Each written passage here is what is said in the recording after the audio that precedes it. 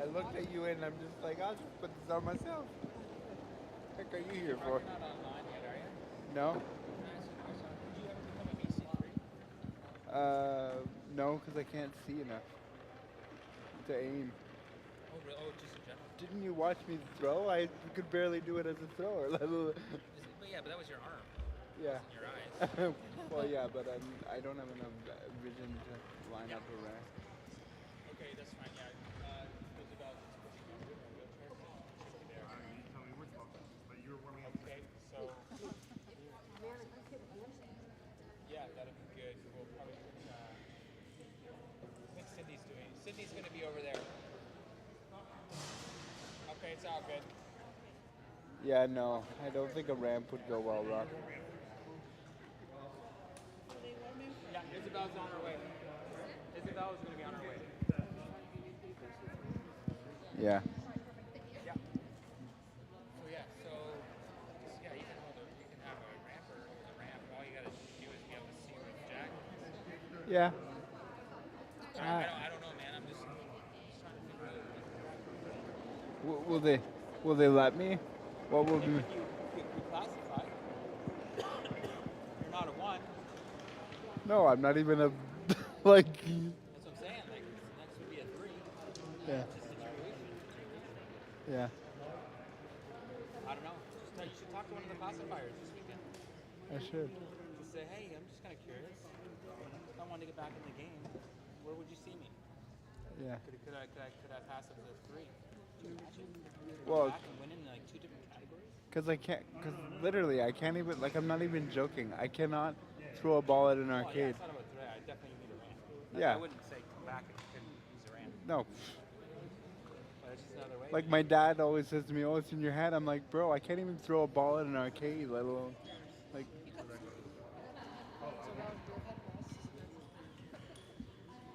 It's not like you'd have to learn the game. You just have to learn how to use the ramp.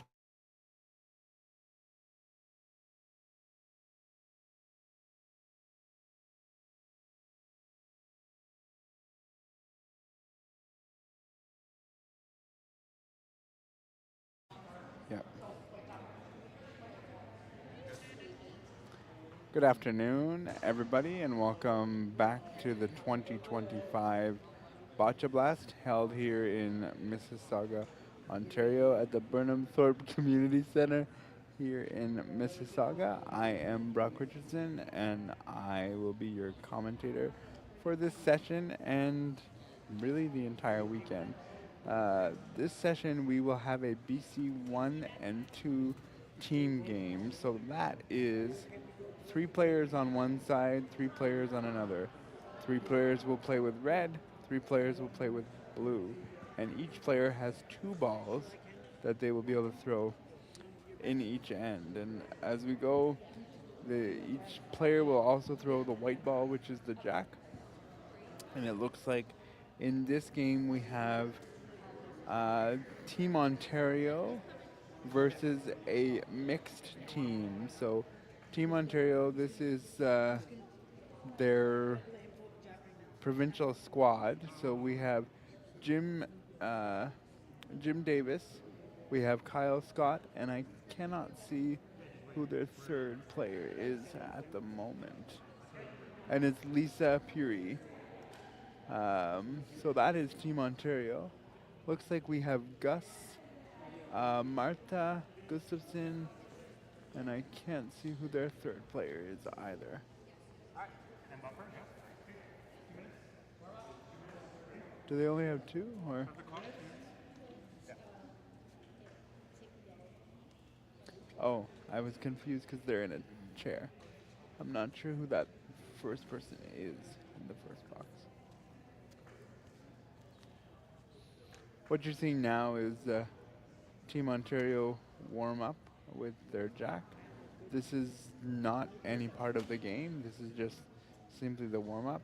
They will put the jack in wherever they want, and then they will aim at it as we go.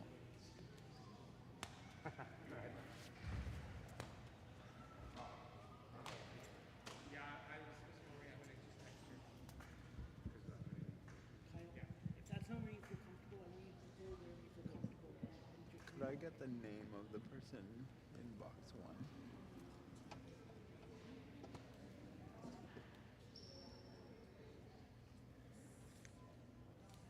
1 minute.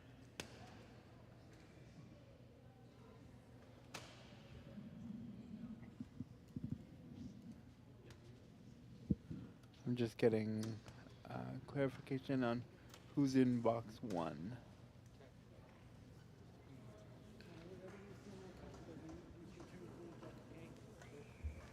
The head referee will get back to me on that one because apparently he doesn't even know.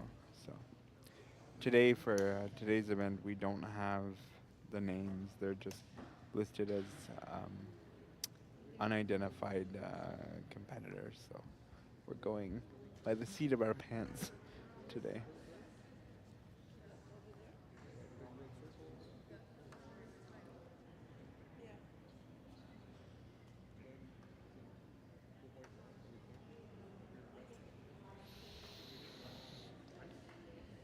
Wait, 2 minutes, please. Now the open team will throw their balls for 2 minutes, just as practice.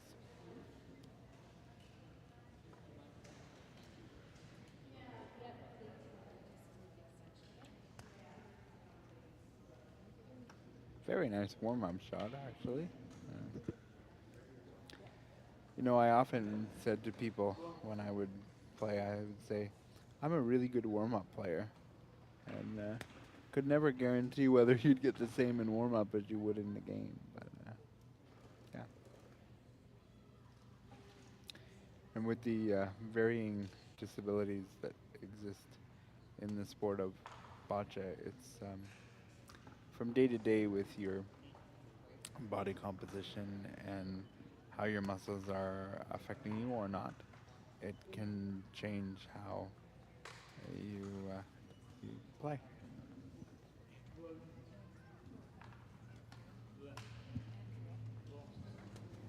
So in box one for red is Andrea.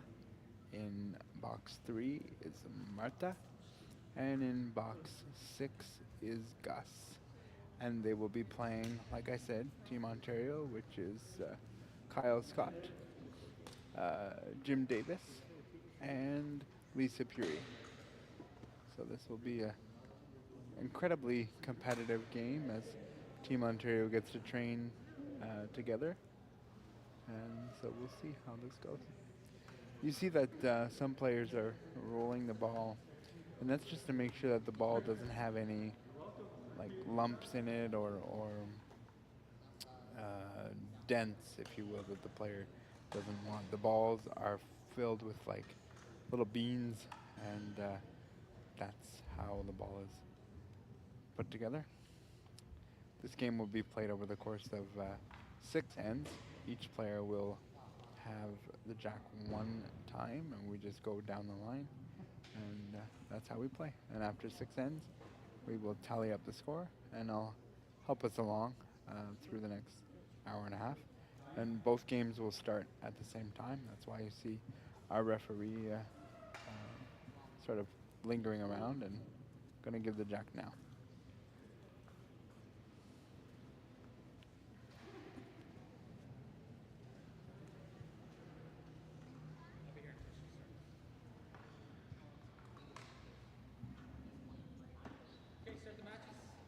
We've been given the clearance by head referee Rob Janoska to start the match. Jack, please. Calls for the jack. Each team has 6 minutes to throw all of their balls, and that includes the white ball when it is their turn to throw.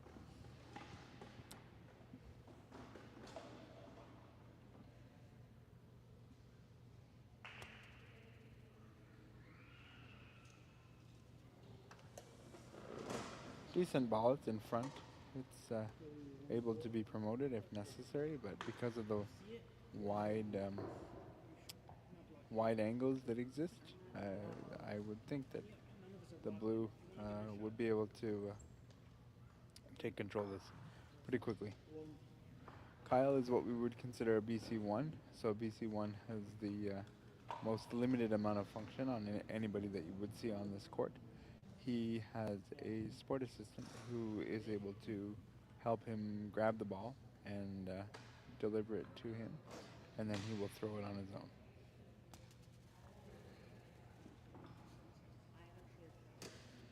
Bit too hard. Ball rolled further away.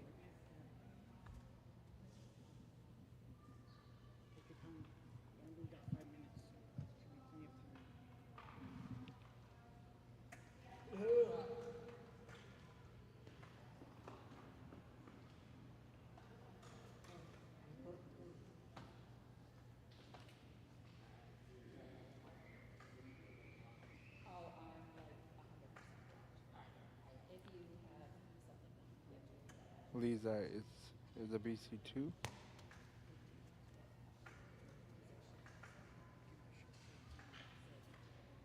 I'm not really sure why they had Lisa throw there.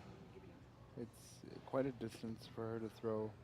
I know she's open, but I would have taken advantage of the people in the middle.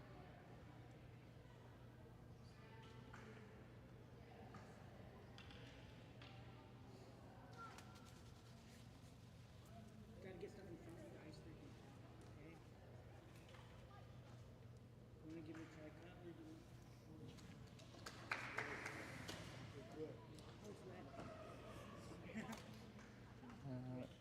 Blue seems to be scoring, so red is to play. The captain, Jim, reminded his team of putting balls in front because right now it is rather open, but they did force their opponent to throw next. So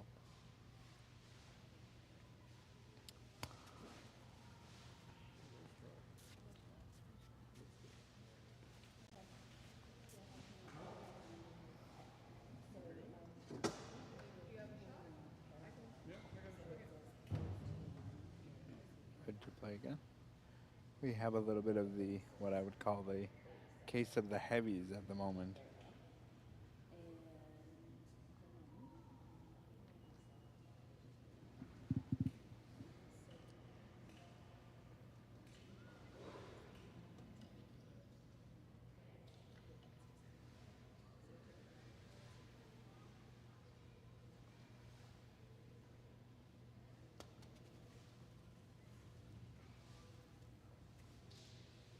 That ball's just still in play. As you can see, it's not quite touching the line.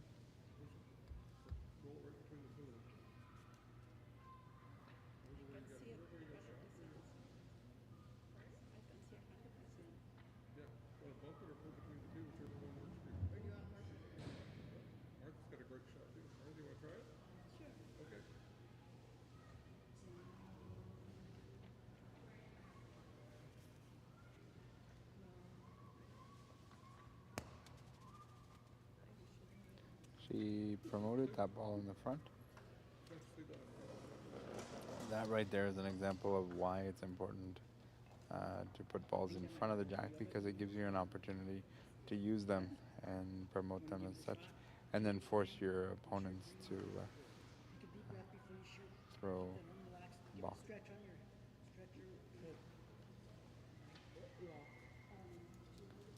You will notice that Jim is very supportive of his Ontario teammate, which is good to see. A lot of pressure put on these athletes as they throw. He's actually kicking as well. I'll explain that in just a second.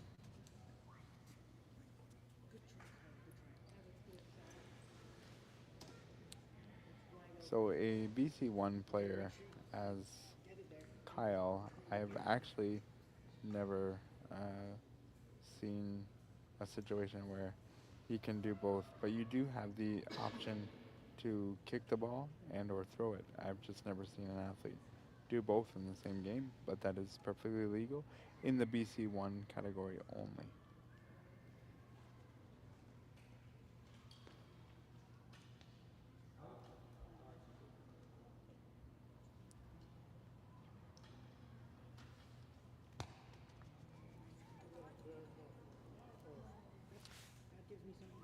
even though it's not scoring, it's in a good place. It can be promoted. It can serve as a block. So even though it didn't quite get where she wanted it, it is in the area. So it's still a good ball. Give Jim something to use and promote if necessary.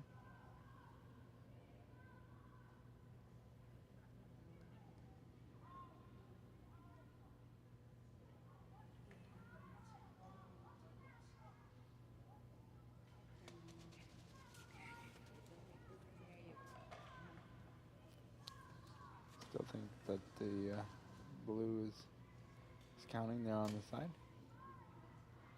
Not exactly what he wanted to accomplish, but at the end of it, he is scoring the one.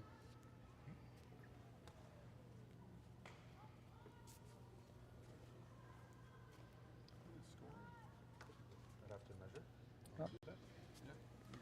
Referee isn't 100% sure, so he's going to measure.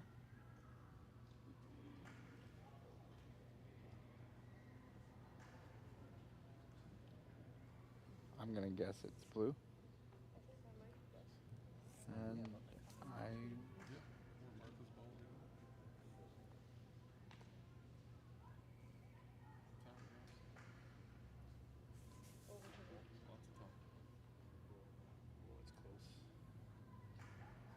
I think he's going to probably call it unsure. The thing I should note is that because the athletes asked for the measurement, the time is still running. If it was a referee decision, the time would not be running. But because the athletes asked for the measurement, the time is ticking. But they can say to the official at any point that they don't need a measurement. I'd say we do the same thing anyway.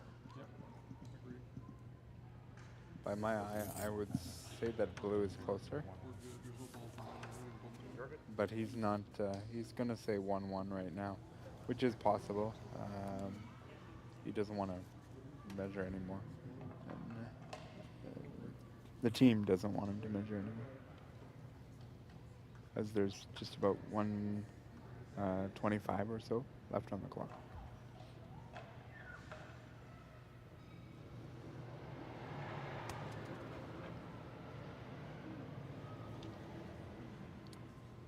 Looks to me like this situation didn't necessarily change.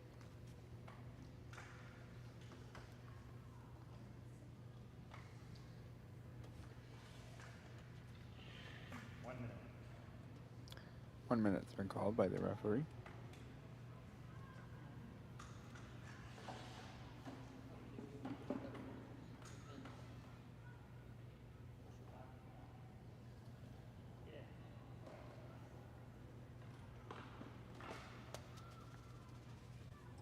Oh. And that right there is one of those scenarios where you'd look at this and you'd say, that ball, the blue ball, is in a perfect spot because it prevented him from getting in there to score. Now this is going to be fascinating because we're going to continue the measurement and we have to come to some resolution by the end of this measurement.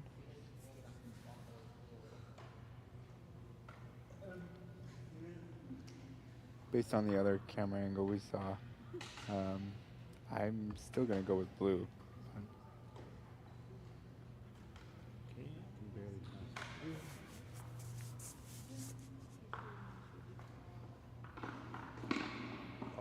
Touching here. Touching here. Yep. Touching both. Yep.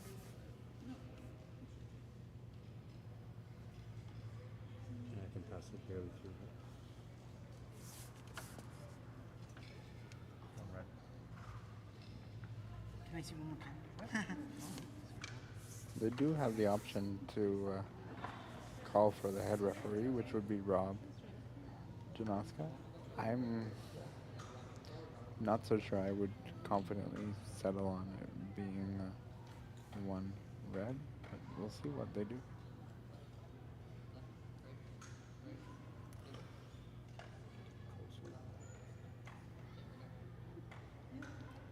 The longer we measure, it seems like the closer it's getting. So I'd be calling for the head referee if it were me.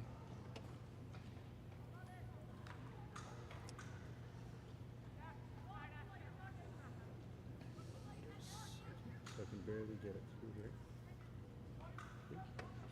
I'm not touching those balls.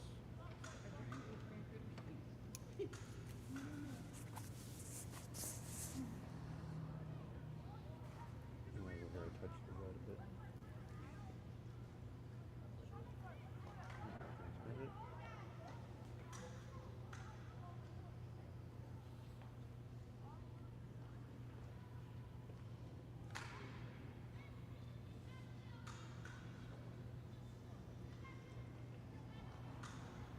Touching both now.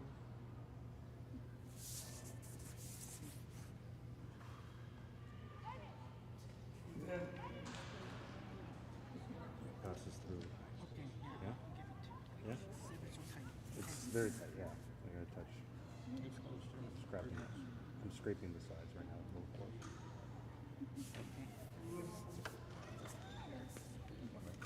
And they've agreed that the red ball is just slightly closer. I think that final measurement convinced me that it was red, but everybody agrees. So One red in that end. One red. at the end of the end, it's one red. Finish.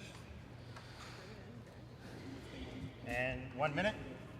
Means it's 1-0 for the mixed team over Team Ontario, and we will have a minute break. Volunteers in attendance will pick up the balls, bring them back to their athletes, and in just under a minute we will continue on with the game. A very challenging thing is that everybody has their own bocce balls. So sometimes when you play in team, you might get your partner's ball, and so you have to be very aware of which balls you have and which ones are yours. It can get very complicated.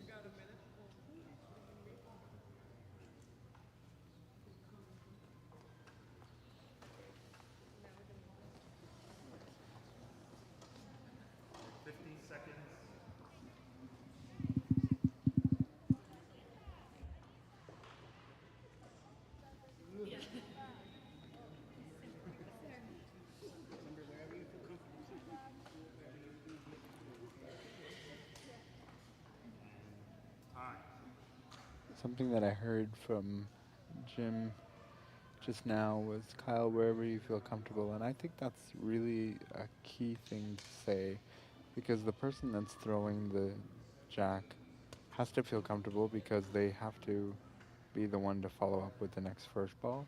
So if you tell them, I'll put it here, but they're not comfortable there, that doesn't make sense. You're kind of burning a ball for nothing, really. So to me, it's important that the person throwing the ball feels comfortable with where it ends up.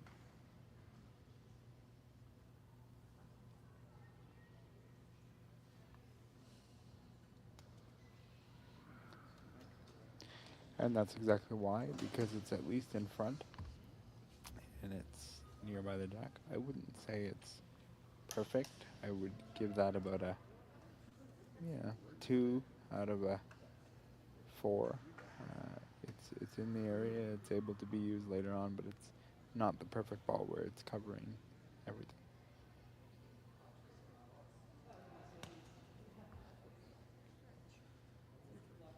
Nice shot by Marta. Still open, but she's obviously got her team in good position.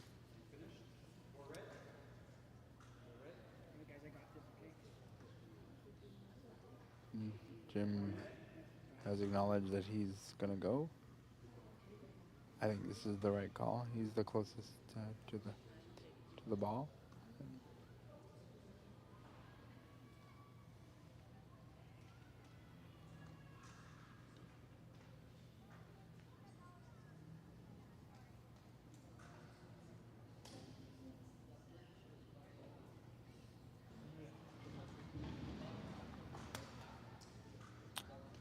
Very nice.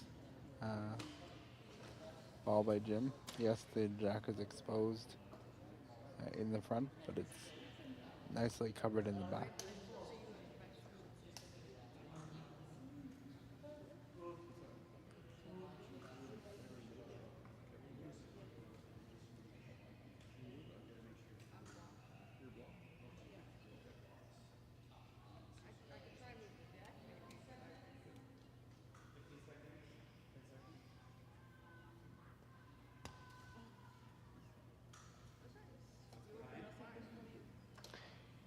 That is an example of Kyle's first ball, even though it wasn't in perfect position to begin with. It was affecting, so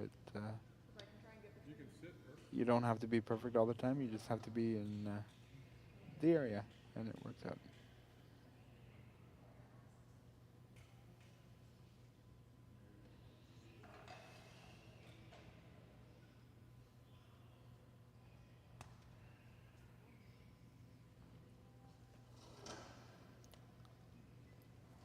Balls are extremely tight.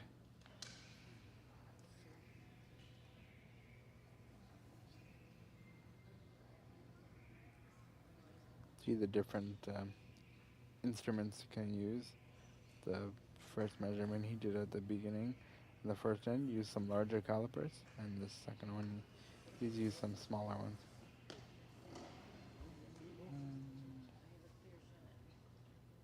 Red is closer. He gave a little bit of a delay before bringing it back to the official timekeeper, just because then it gives the athletes that don't have to throw some time to get back in the box and get out of their opponent's way, essentially. And it's just a respect thing so that your time's not ticking when it isn't your opponent's turn. If you feel more comfortable just placing it in front, that's fine. Just make sure you point back in. If you place it in front, it might give Kyle something to hit later too. Okay.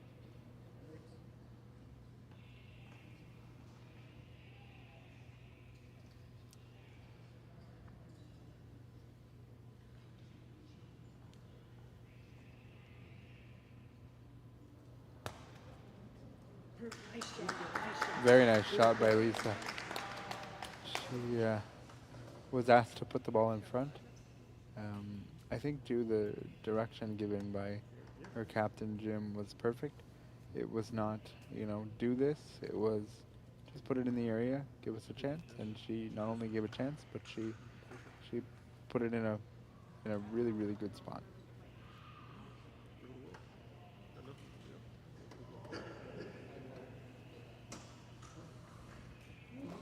Interesting to see now how Red decides to play this. This is very junked up, if you will. So I'm not sure what they might do. They tried to open it up, which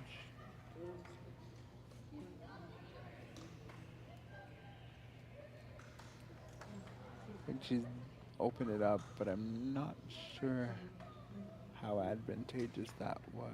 If there's an opening.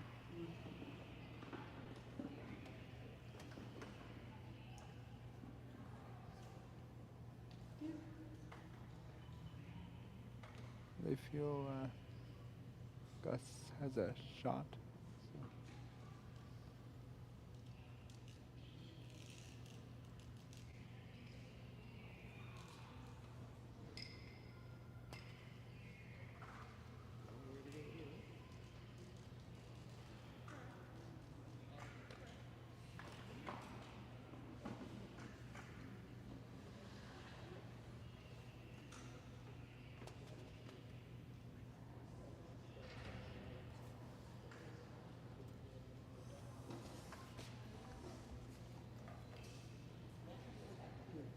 Can you see if the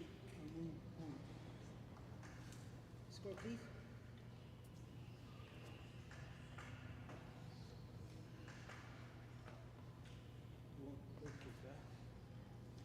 I'm gonna push it into them.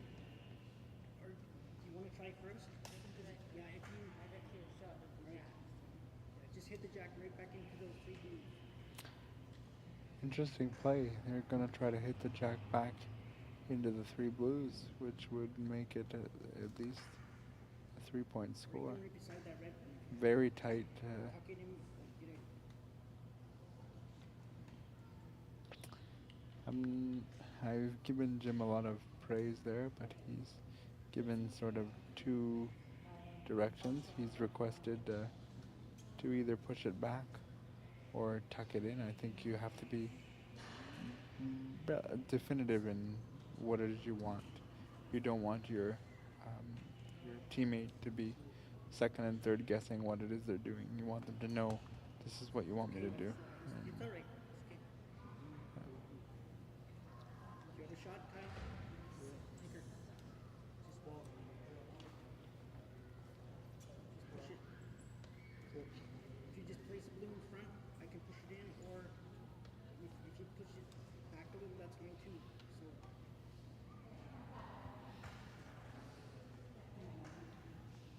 Interesting, because Jim talked about pushing the jack back into the blues. Now he's diverted his mindset on what it is he wants to do.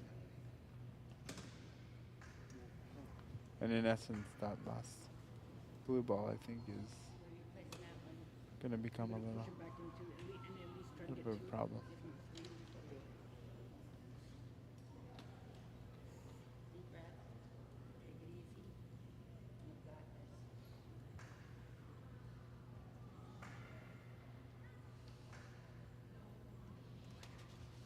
Yeah. Got maybe 2, hopefully. I should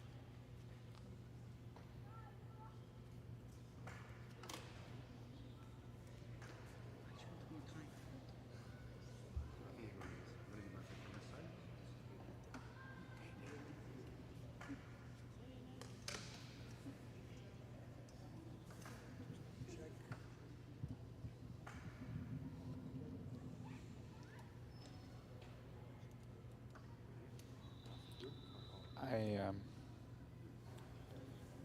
I'm not really sure why Jim waited till the very end there. I think he had the plan from the beginning, and he should have done it right away. And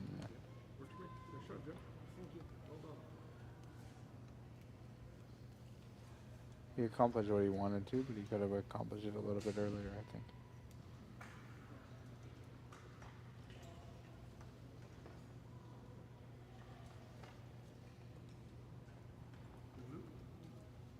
Two blue.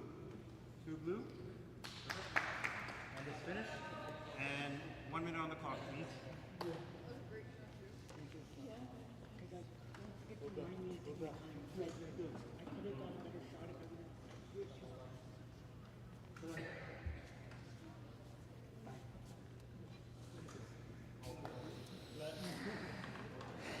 have.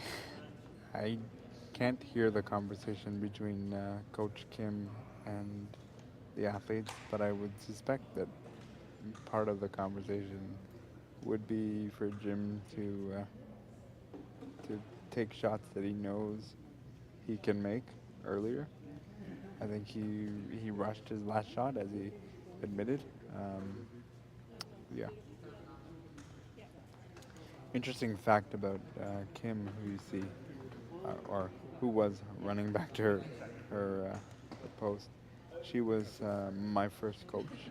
She coaches out of Hamilton, Ontario, and she coaches the Hamilton Challengers. And she's been around the game a long time and knows what's up.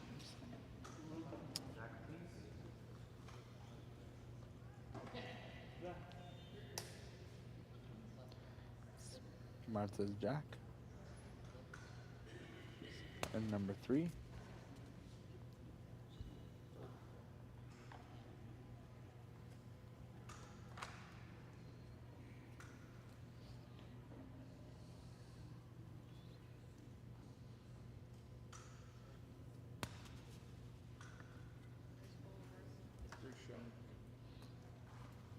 And I think in this game, I can't stress enough that even though it's not a perfect ball, it's a ball that can be used.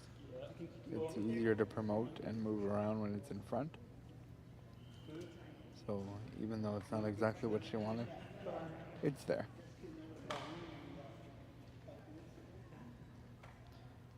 But I would suspect that Team Ontario will take relative quick control of this jack because it is open.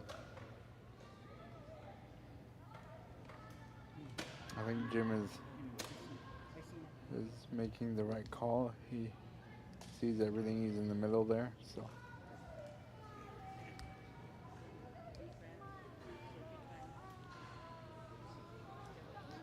He asked his teammates during the break to remind him to take his time, so that's exactly what Lisa's doing. Lisa.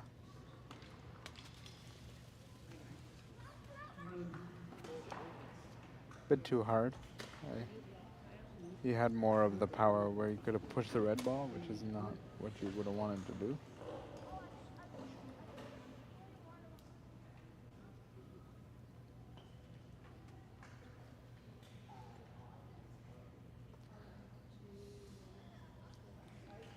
It's also this floor that we're using, or surface, is the bottom of a hockey arena. So it's very hard concrete, so when the ball hits the ground, it's going to do a lot of rolling because of the solid floor.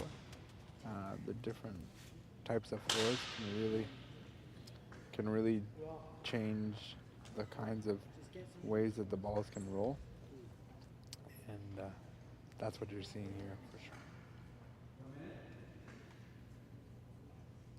Most of the time, bocce's played on like a laminate hardwood floor. It's not very often that we have hockey arena surfaces that are very hard because it can be a little bit unpredictable in the sense of where your ball might go.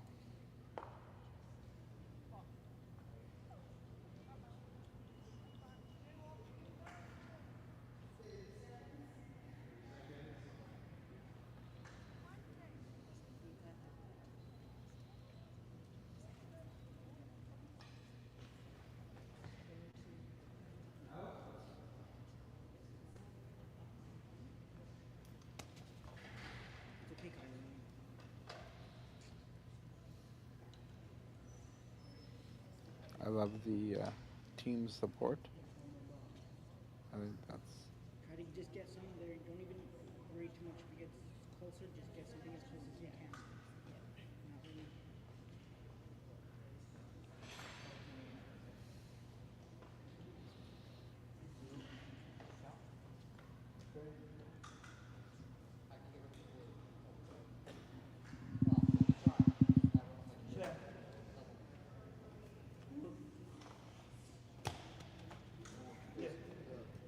That's okay. That's all right. He asked her to get something as close as she can, and I think she accomplished that. Yes, it's not scoring, but it's Honestly, Kyle, in the just try air. to hit the red ball. Just try to get something to minimize the scoring zone.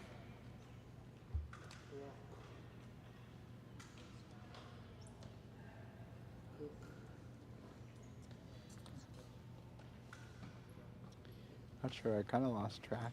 I'm thinking that Jim still has another ball, and I'm not sure why he's not going.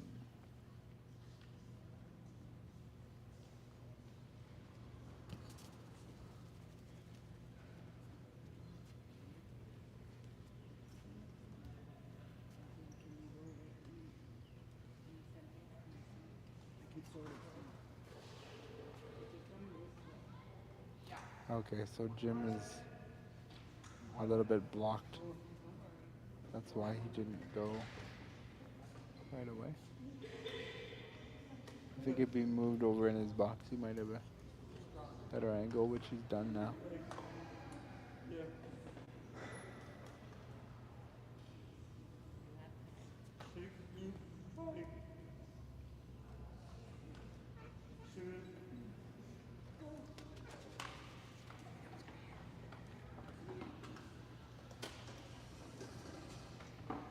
There is quite a significant scoring area, I think. So interesting. It's interesting to me that the one ball that read through is steal the scoring ball. I thought there was still some opportunity, but it ended up being that there was traffic in front of the ball, which prevented blue from getting where they wanted to go.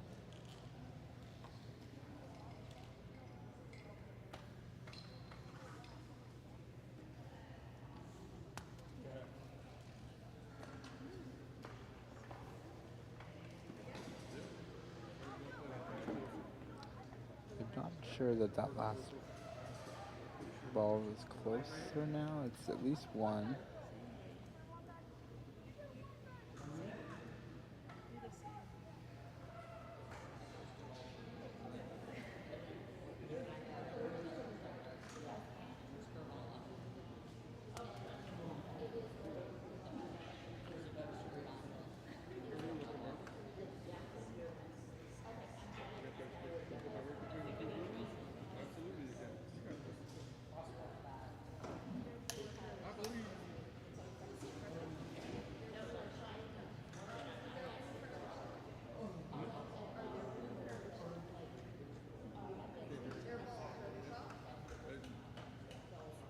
They run the whole thing.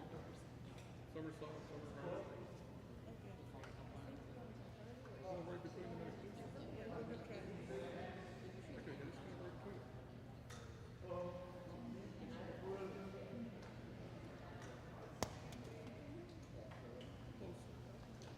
Still in between. I like being right there. Time. Yeah. Can I find my range?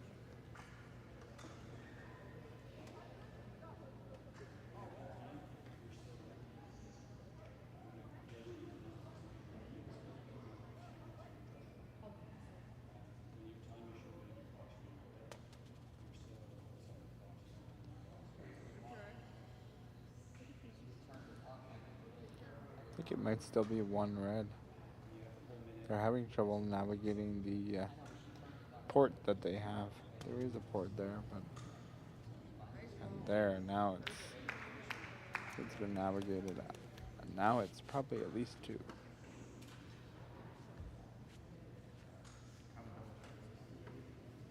And we're gonna get a measurement.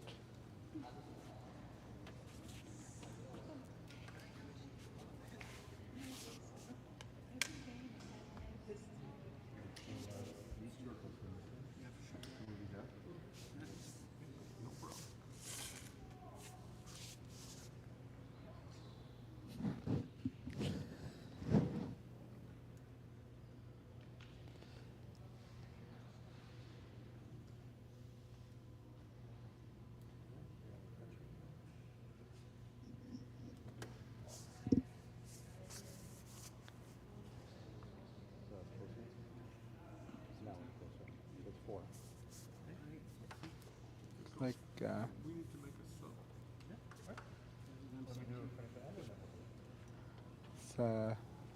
it's 4 for red. It looks like it's coming.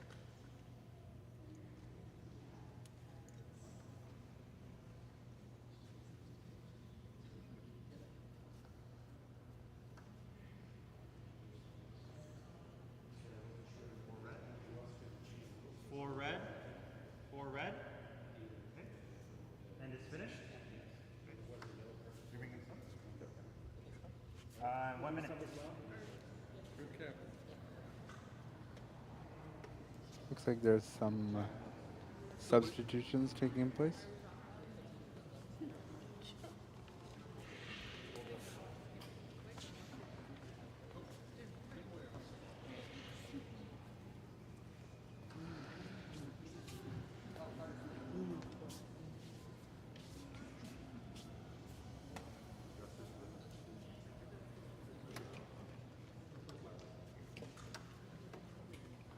Each player has their own bocce balls, so we're just making sure everybody has their balls.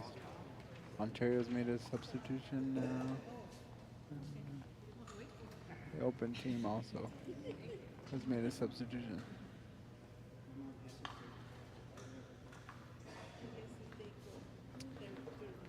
I don't have names for both of these substitutions, so.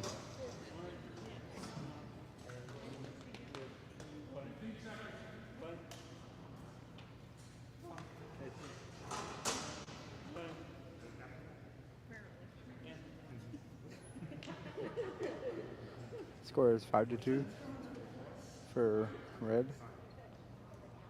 Going into the fourth inning. Jack, please.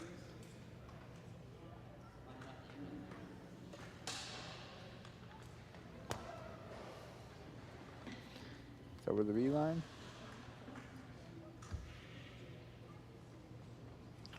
Because Jim threw the first ball, the white ball, he then has to follow it up with the second one.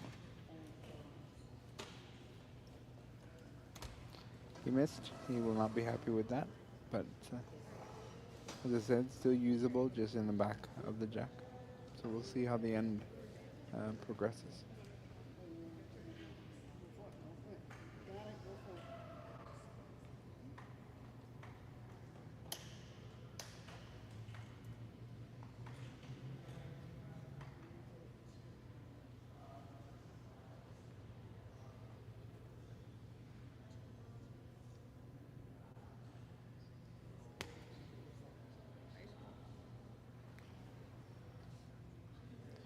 Nice line, just missed the weight a little bit. She might still be closer, but referees had to do a lot of measuring.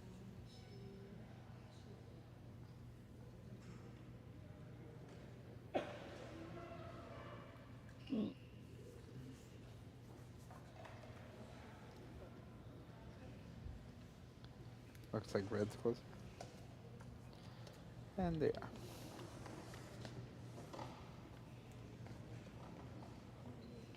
You can see it? Yeah, yeah, I think you.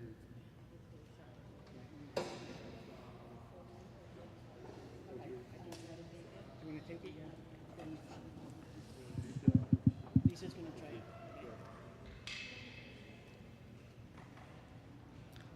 Again, I think they were going to go with box 2. If we look left to right, that would be the team that's throwing now would be in box 2, 4, and 6. And they've decided to go with box 6. I think that's the right call because box 6 is closer to the jack.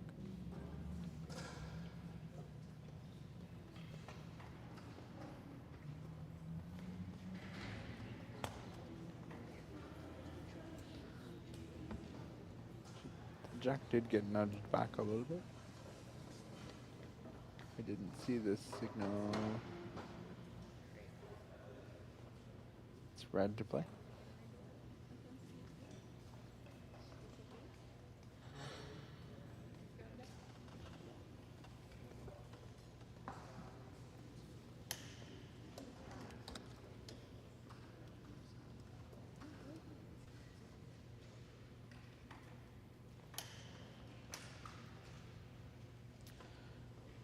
While Martha's throwing, I'll tell you that Martha is a multi-sport athlete. She competes in field throwing as well as boccia. So. Well-decorated athlete.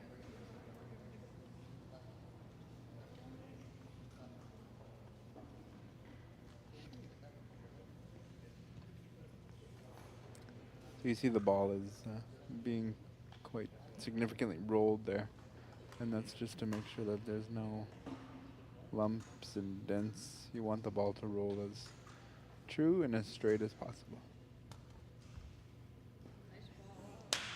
Very good ball.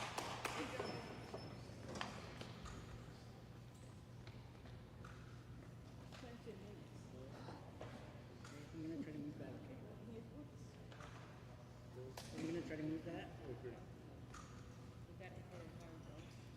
It's pretty soft. Well, it's pretty hard, so I don't have to.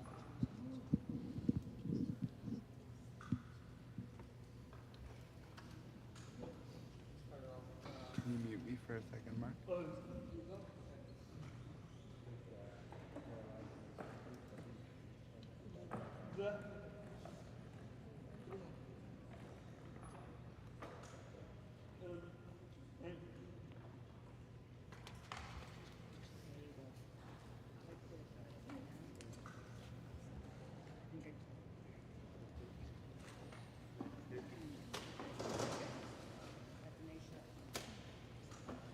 Seems that we're going shot for shot here in this end, which is fascinating. I think Box 5 thought that he might have had the winning point in that shot that he made, but Team Ontario came back and said, "Nope, not so fast. We're gonna do it again."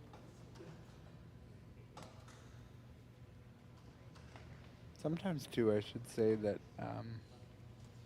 the rolling of the ball is just also, as much as it is for settling your nerves, it's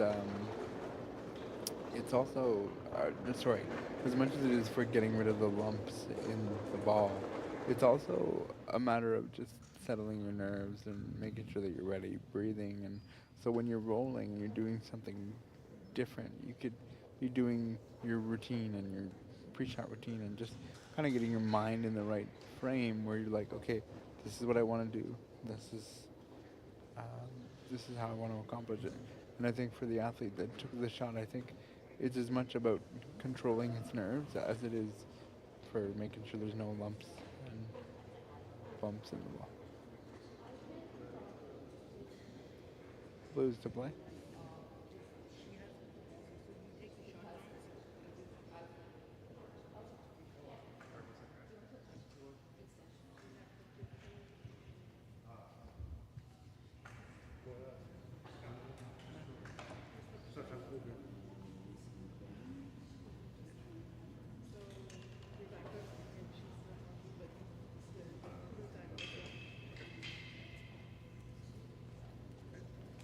Put it into the track for the sport. They look to be giving a penalty. One of the rules that exists in bocce is that when it's not your turn, you cannot be speaking. It's not a rule that's called very often, but I guess the lines person felt that it was enough of a distraction that there should have been a penalty awarded. When we get there, we'll talk about what happens with the penalty, if there is one. I'm pretty sure there is, though, because the referee is over by the scorer's table, marking it down and making sure that it's being done. I don't think the benches, if you will, are too happy with the call being made, and I wouldn't either. It's not a call that's made a lot in international play. This is a national event, yes, and it's for points. I think it's a pretty steep rule to be calling at this event, especially when you don't see it called very much at international play.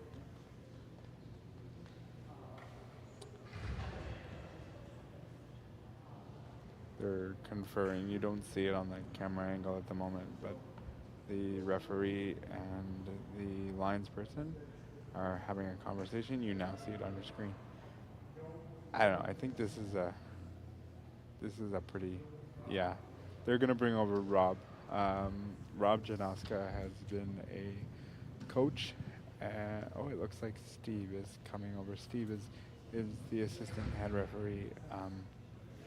Steve is also a very experienced referee, and I would imagine we're going to get this call right. Oh, this is going to be a meeting of the minds. Here comes all the referees involved in this bocce game. They're going to have a discussion. I'll try to get somebody to wave over Rob when the conversation is over, so that I can get confirmation of what it is, but we'll see.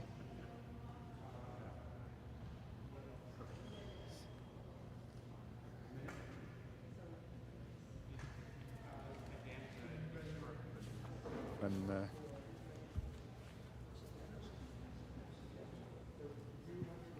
Rob's not walking over in my general area, trying to make eye contact with him to see if they...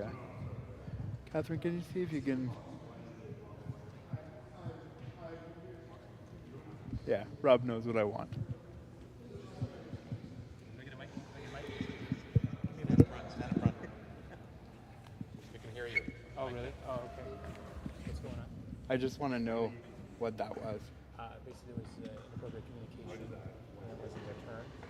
So it's a penalty plus a yellow card. So what's the problem is that they had a yellow card this morning for too many balls in the park. Okay. So technically, 2 yellow cards, they were down. Forfeit this match. Yes, so, I was just talking to the technical director. And just basically continue playing the match. So that's pretty much what's going on. Okay. Okay. Thank you. You heard that directly from Rob. I take back what I said earlier. If this was something that was discussed in the call room and you know they did something inappropriate communication, I'll take the word of the veteran official. And they got together and they decided that this was the right call.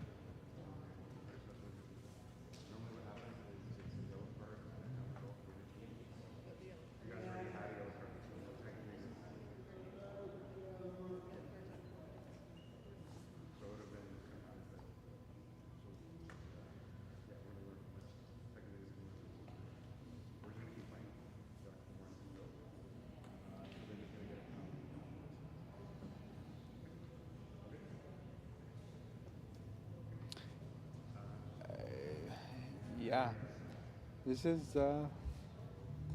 uncharted territory. Are we good with the clock? Yeah, I see it. But I think they've made the right decision. They're gonna award a penalty, but keep keep the game going. Land up in there. She's the one who calls Oh, 1 sec.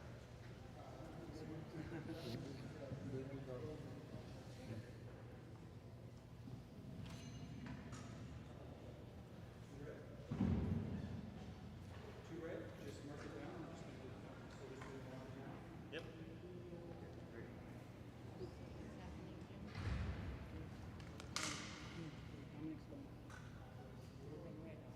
It's gonna land up in there. She's the one who calls that. So you wanna make sure she's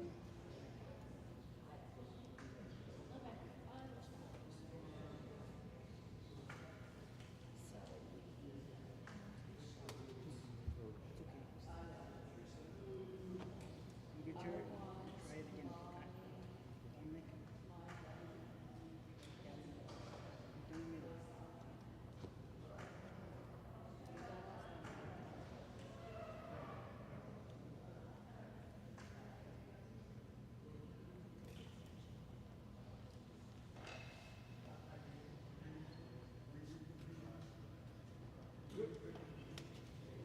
Nice. Got through the hole there.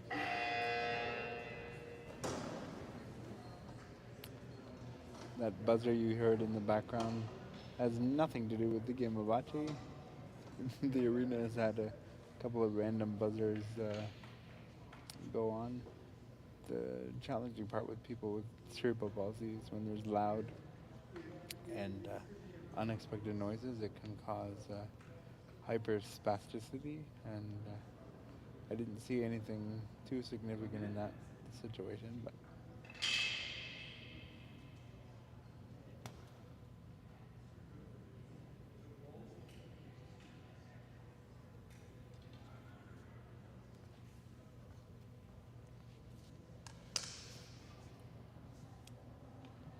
so while the referee's measuring, I'm just going to tell you what is going to occur with the penalty in a few minutes.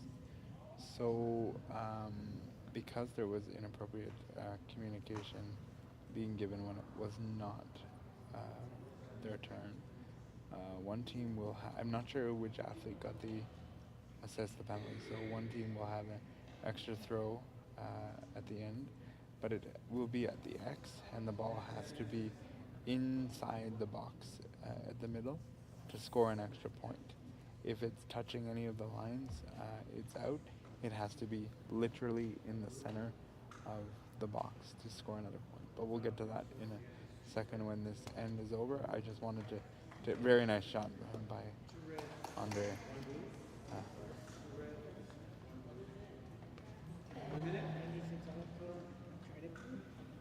Thank you. Do your best to try to get it right on the way. That's about all you can do. Just going up. When I'm ready. Yeah, of course you can.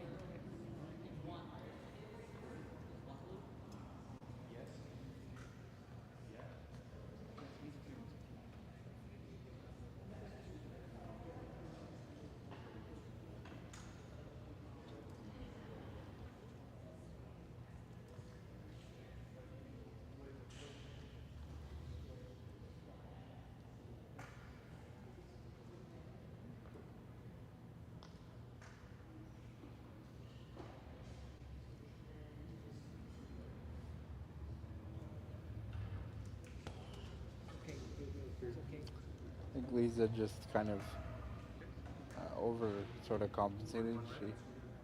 She just One red. pulled her arm through too far.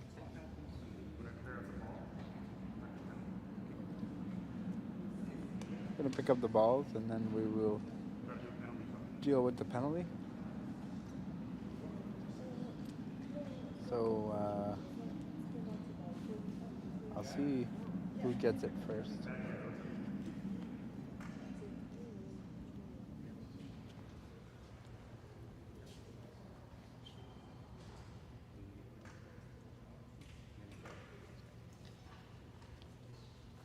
So it was assessed to the open team for inappropriate communication. So Jim is going to take a shot. He's got 1 minute when the referee tells him, and it's got to be in the center box, not touching any of the lines. The X in the middle does not count as lines. I'm just talking about the 4 squares of tape on the floor. Ready? Blue, please.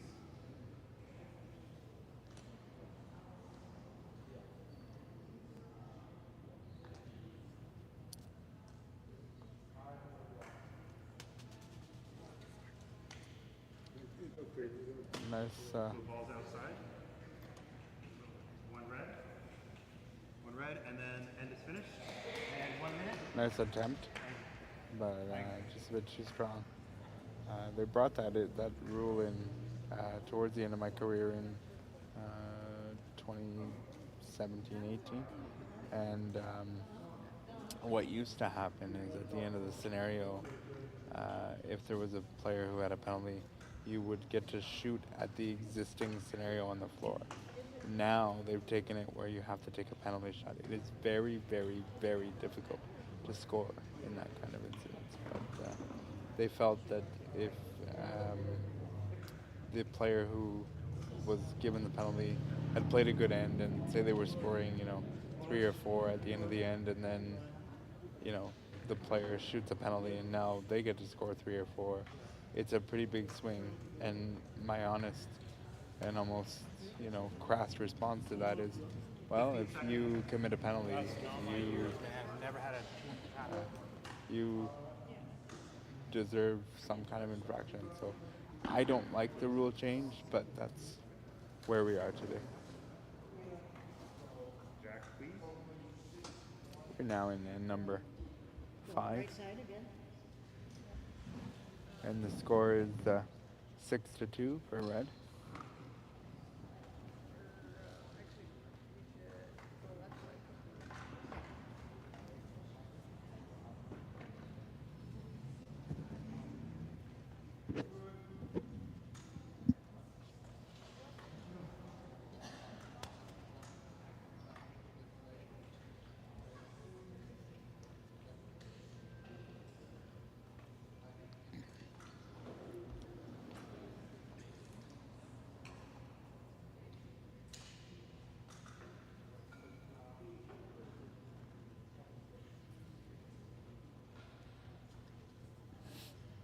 Yeah, I truly believe it's routine, especially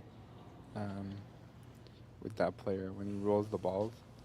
I think it's just a nerve settler. You feel Um, you're obviously straight on. Okay, yeah. I think it's in the area, but it's open also for Team Ontario. So I said it earlier and I was wrong, but I'll say it again now. Should be taking control in a few balls.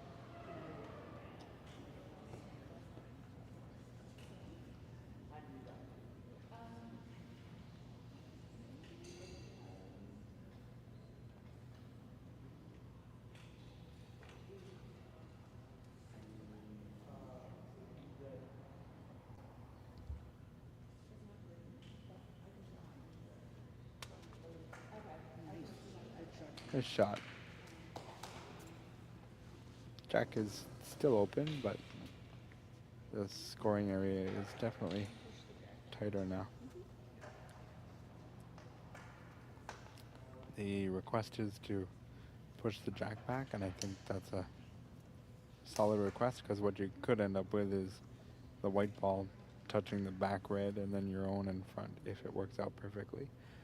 You can have that thought in your mind about it working perfectly. It's just a matter of whether it actually does. And in that case, she almost accomplished what she wanted to.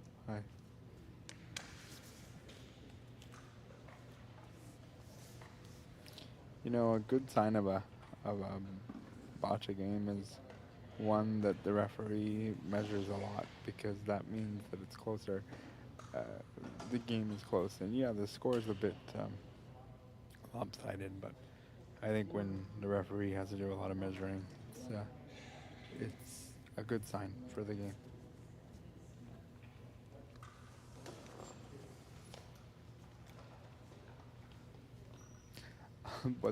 What's hard sometimes is the anticipation as they're measuring. It's like, who's closer?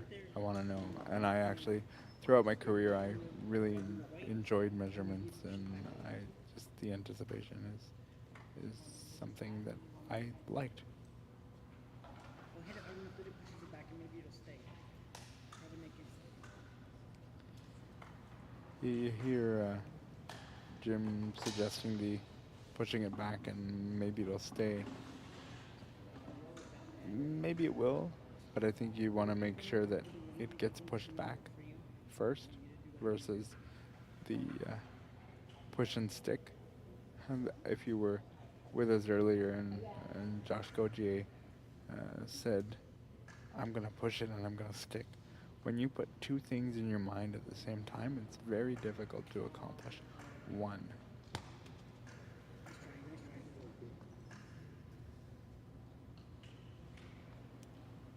Okay, if I give you a shot. yeah, go for it.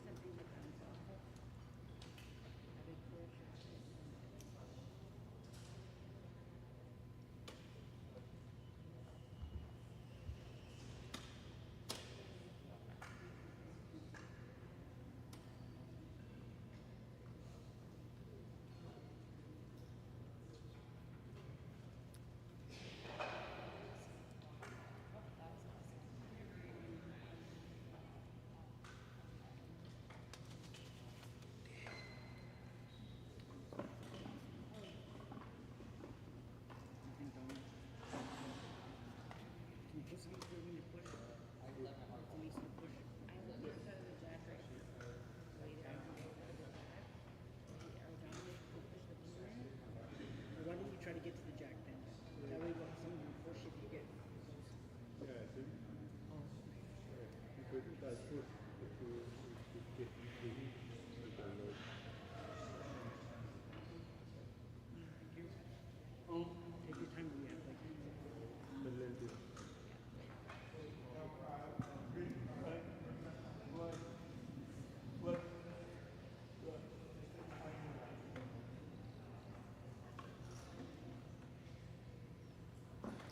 I just noticed as I took a look over at the scores table, uh, one of the referees is actually helping time keep the score.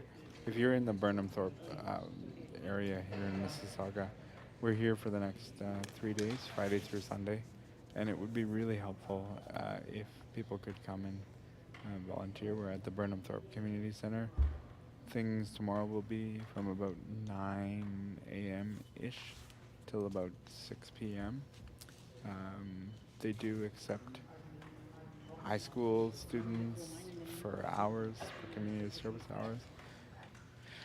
So if you're interested, leave a note in the comments and I will get you connected to the right people. that's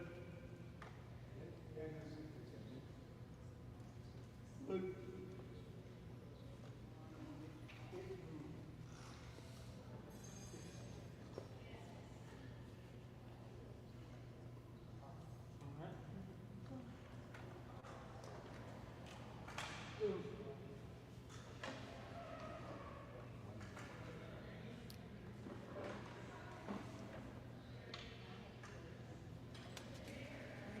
Nice, Dominic. Great job, buddy. Very nice shot by box 2, Dominic. You know, it's in a game like this where the score is beginning to lean a little lopsided. It's tough to bring yourself up to make shots like that. So I credit Dom for staying composed and making the shot. Well done.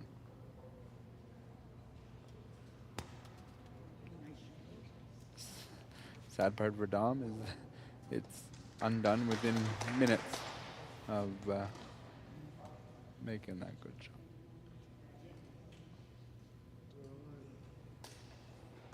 I appreciate the sportsmanship too from Jim, who turned and said, "Nice shot." I think that's important.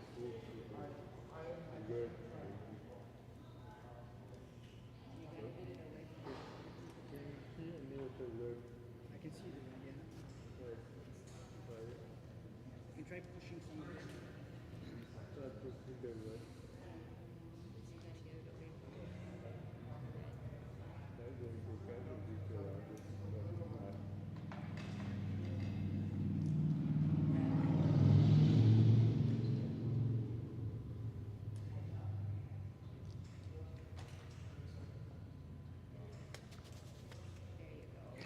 Very nice shot by Jim. Again, I just want to reiterate the fact that even though the score is what it is, this has been a very, very tight game. Balls have been in play the entire game.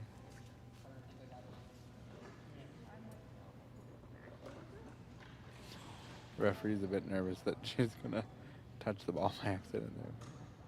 I think they all understand. Oh, that time I was a bit nervous. I had confidence till he put his finger on the ground. If the balls get displaced, it becomes a whole mess of a situation. So, although we could roll back the video and show them where the balls were.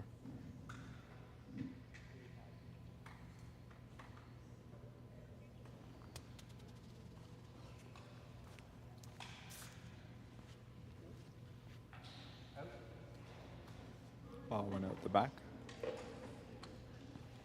It'll go in the fancy little box.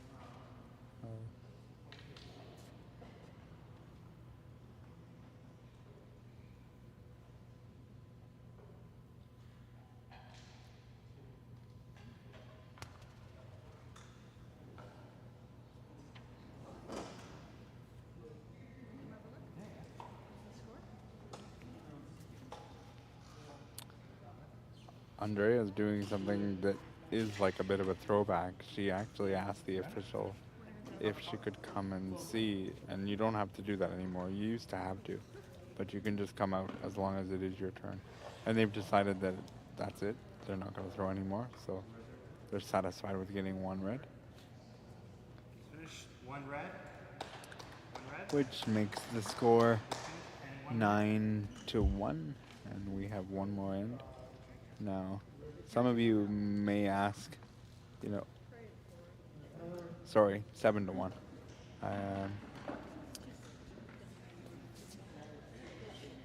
Didn't they say one red?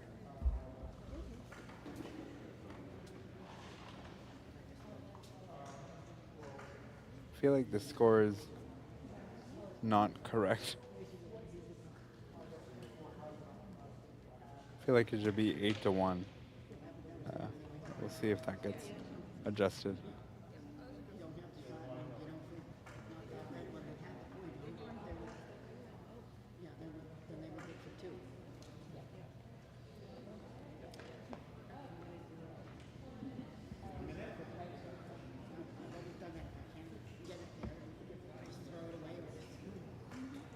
I'm almost sure that, well, I know red just scored.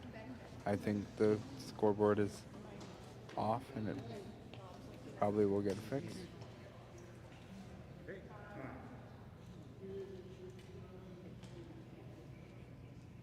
back, please.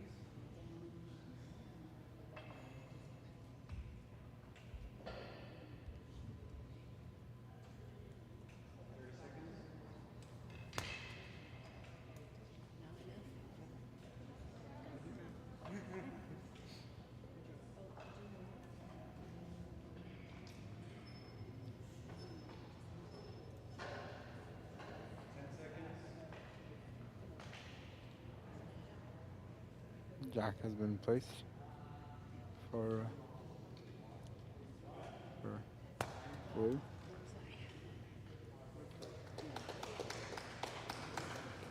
It's in a usable spot. Again, it's not perfect, but it's in a usable spot, so we'll see how that gets handled.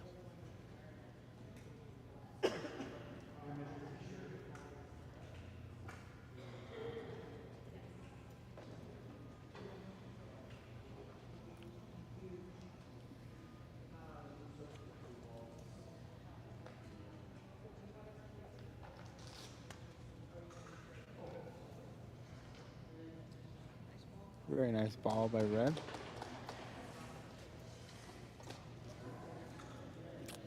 Again, still open, but I think too when you look at this, you know, it's close to the line, and accuracy is obviously key in this sport. It's tough sometimes.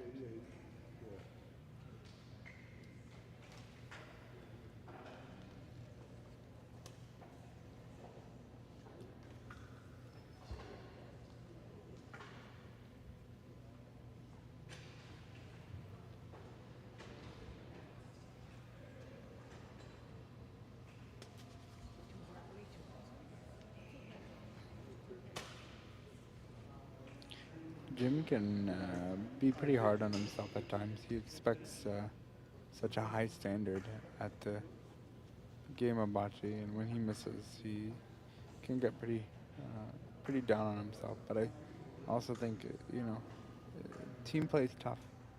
It's when you have three of you totally trying to make the game. It's tough.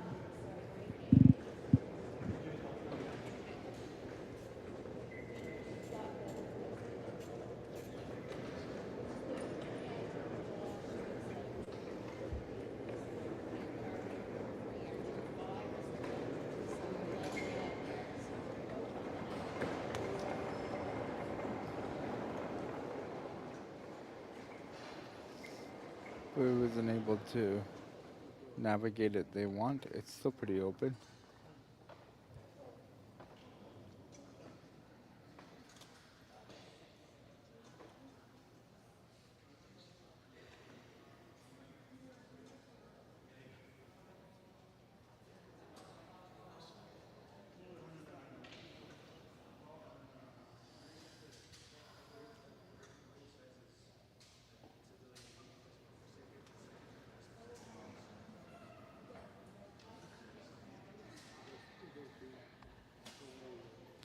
In the BC 1-2 division, sometimes it's difficult to stay totally focused in a 6-end game, and in a 6-end game that is, um, you know, seemingly out of reach.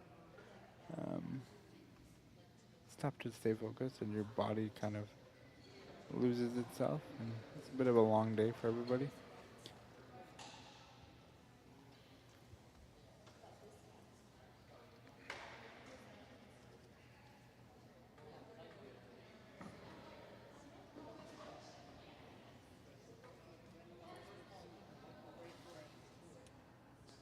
I think Red can score some points here.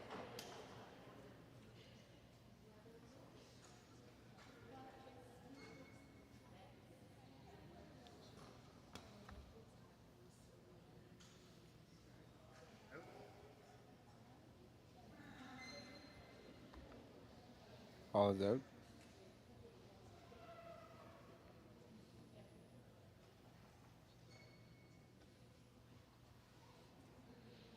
When you see an opening available for this kind of end, I think sometimes as an athlete you think, oh, I should score a lot, I should score a lot. And then you end up overthinking it for yourself and not slowing down and just putting it in place. Like that shot, very nice. But it's tough to sort of slow your heart rate and say, okay, I'm gonna, do this. When you see a wide open jack, it's like, oh, I gotta score, and if I don't, I'm letting my teammates down, myself, friends and family in the crowd if there are. It's the team sport is a very, very difficult part of the sport. It's tough because you hate the feeling of, oh, I've left my teammates down, and it's tough. But they seem to have scored some points here, so that's good.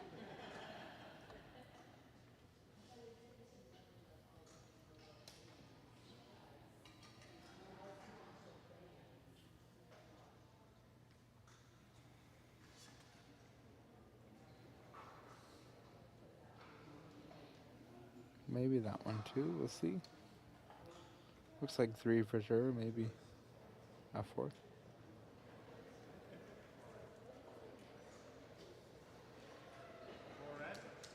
4.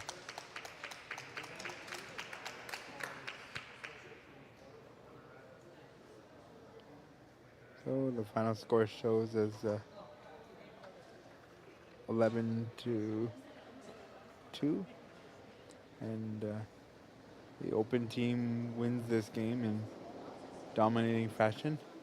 They will shake hands with each other and say good game. With that, that is the end of this particular game session. I am going to sign off, and in about, what time is it right now? In a few minutes, we will be back with the next game, which I believe starts around 4 Eastern time. So stay tuned for that, and we'll take a break for about 30 minutes or so. We'll be back to bring you that final match of day 1 of the 2025 Boccia Blast.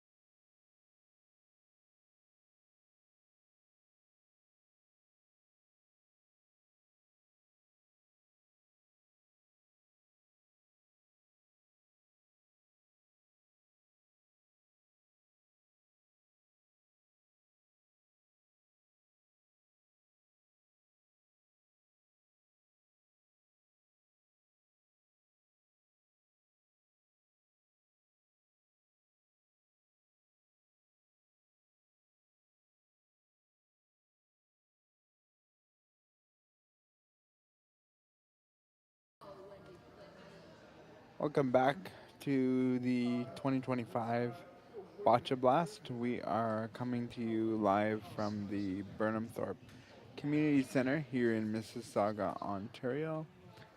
This is our third match of the day. We have a BC3 pairs match to conclude our day today. Looking forward to another good match. We've had two other matches which were very good to start. So what we'll start with is 2 minutes of warm-up. Each team will have 2 minutes to throw their balls. During that time, it's just a warm-up. It's just practice. And for the BC3s, they are unable to propel the ball on their own. So they require the assistance of a ramp and a sport assistant. You will notice during the game that the sport assistant is faced towards the athlete at all times during the actual game. This is just warm-up, so that doesn't necessarily apply right now. The athlete has to be self-directed in what they want, left, right, up, down, whatever it is they want. It has to be solely identified through that way. If we're looking at this from left to right, if you will, so the first box we see, that is box 2, which is a red player. Second box is box 3. First player is in box 2. Second player is in box 3. Third player is in box 4. And that's how it goes. So that's how we identify who's where. And it's 2 versus 2. So the 2 players that are furthest from each other are teammates, and then the ones that are beside each other are opponents, because they spread it out like that in BC3 pairs. Blue is done their warm-up, so now we will watch the red team do their warm-up. And red is located in box 2 and 4.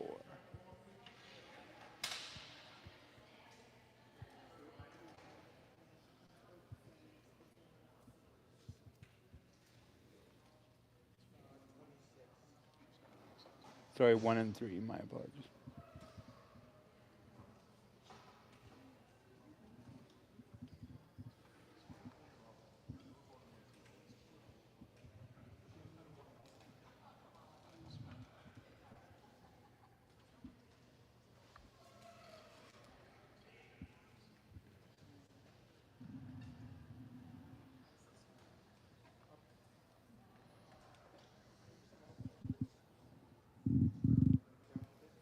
So again, this is just purely warm-up. It's just to get a quick feel for the floor. Too much. Little left. 1 minute left. Yeah. 27-3. Often in the warm-up for the BC3s, they don't actually throw all their balls just because it's only 2 minutes for the warm-up, and they take a lot of time to throw their balls. So they'll get 7 minutes in each end to throw all their balls. So that's usually enough time to propel all their balls.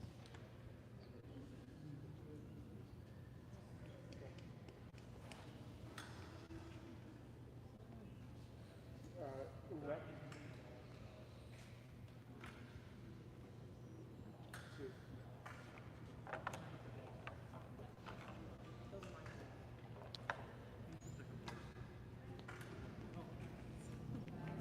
Now the balls will be collected. We will get underway in moments.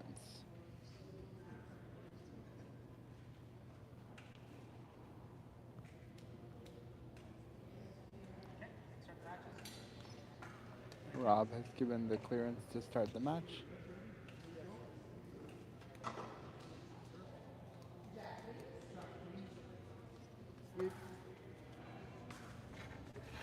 Referee has called for the jack. BC3 player must break the plane before they start by moving the ramp back and forth, just so that they have to reline it up to where they want it.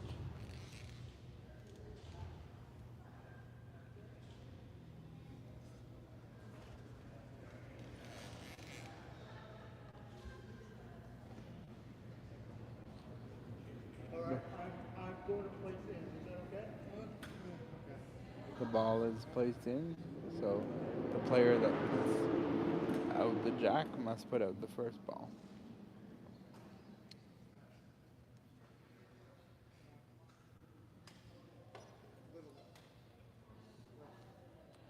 The attendants, sports assistants are to remain facing towards their athletes at all times during the end of play.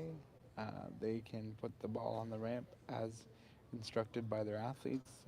You may see them roll the ball, and that's just simply to make sure that it's rolling true and doesn't have any lumps or bumps or what have you. The athlete has to be the last person to touch the ball. If the sports assistant is the last person to touch the ball as it rolls down the ramp, then it becomes a dead ball. You don't see that too often, but from time to time you do. Not right on the jack, but certainly off to the side, pretty close. Still open for the blue player, which you see going now.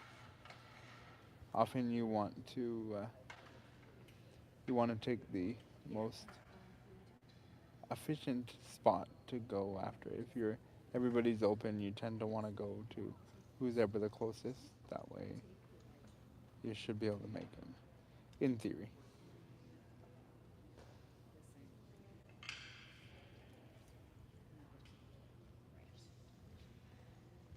Each player has their own various ways of communicating with their sports assistant, but sport is sport, so there's obvious lingo that exists.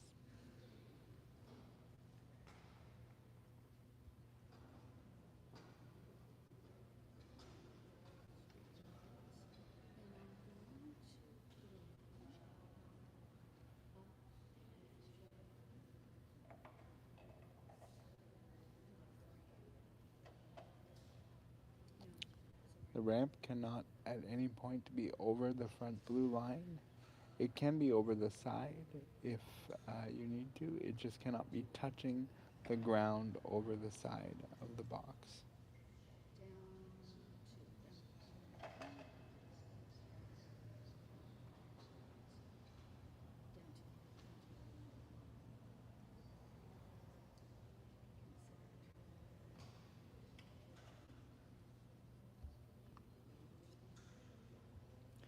Very precise shot by blue there. Not quite scoring, but it's in a position where it can be promoted or pushed.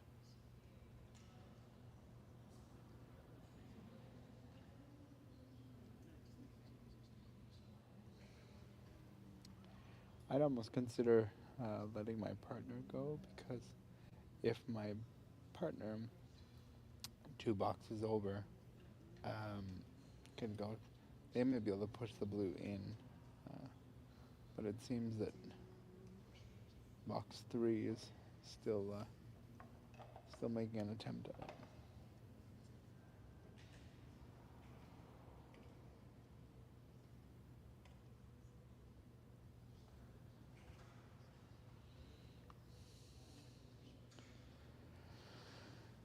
Because now, where that blue ball landed, it's kind of stacked on top of the other one, so it would be harder to push, whereas it would have been easier 1 ball ago if maybe the partner went. Now the partner is being asked to go. We'll see what they can accomplish.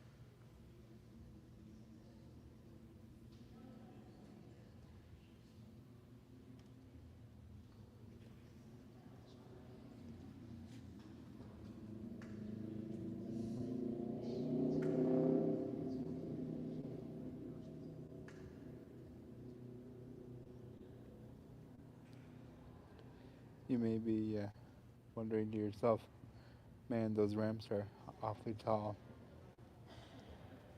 Oh, very nice try. It got nudged over the wrong way, but the weight was nice. You may be wondering, my goodness, those ramps are tall. Well, what makes them legal is when they do the equipment check before the competition, which was done this morning. They will lay it down in the box in which the athletes are in, and the ramp cannot be longer than the length of the box, which is 2.5 meters. So a ramp can only be as long as 2.5 meters. If it's longer, it's legal. It's illegal because you can't have more than an advantage than that.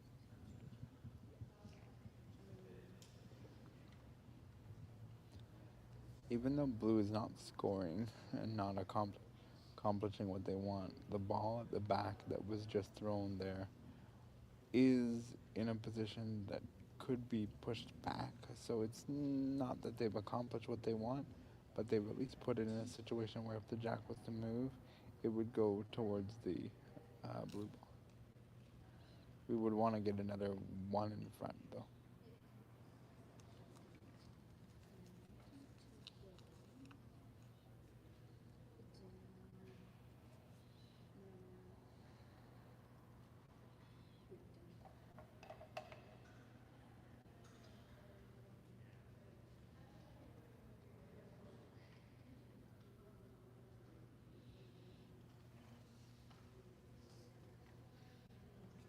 Very nice.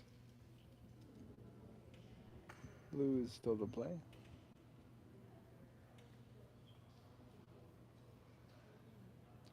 The scoring area is limited. I can see some power being used when it comes to if red gets to throw and we don't plug up some of those holes.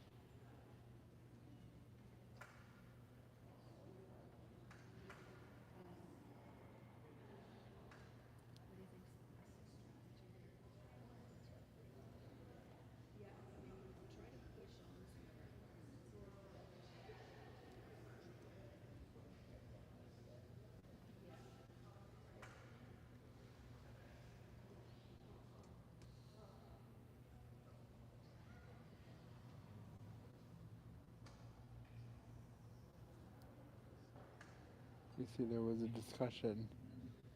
I think they settled on the fact that they wanted to push the blue onto the jack, but they could also use a ricochet off the blue on the side. Well done if that actually worked.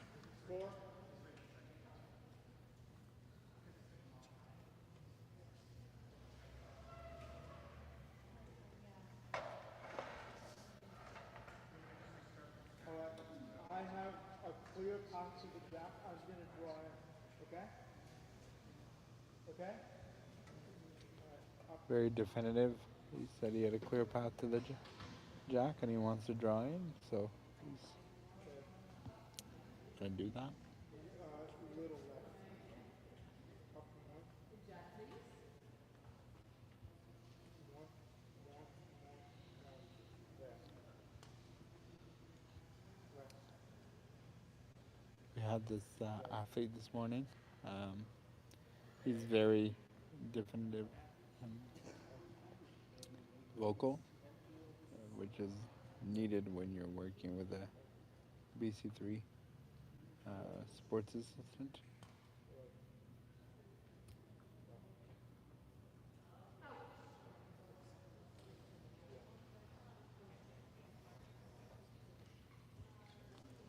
Scoring area is small, so it would have to be a precise shot to get multiple points, but there is space there if he hits it just right. Between sort of the blue and white. Make it almost like a sandwich.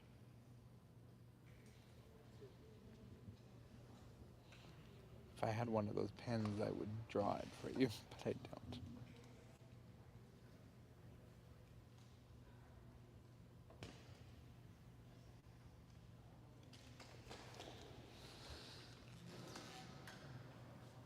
Like that. I don't know if it's counting, but it's in a good position.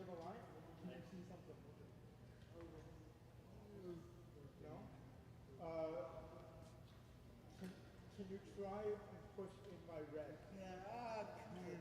Okay. Just give it a push. Very clear instructions there. He wants his partner to push his red onto the jack.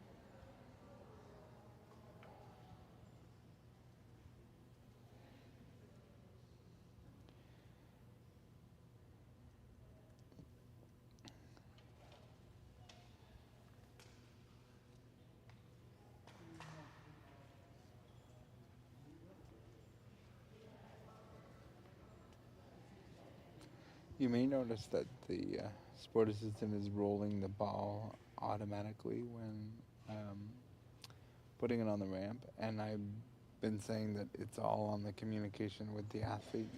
The exception to that is the rolling of the ball if it is discussed prior to the game in what they call the call room. Then things can happen automatically like that to just save time and not have to go through the, roll my ball or, do those things. But if it's previously discussed, you can automatically roll the ball. Score.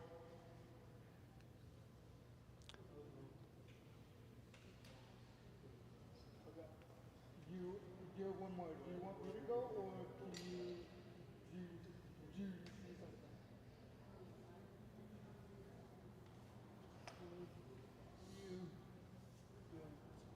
Me?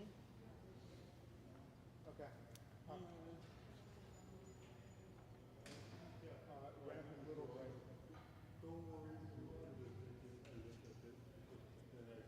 I think if you can just sort of place a ball between the blue and the red and just kind of nuzzle in there, that might get you a point.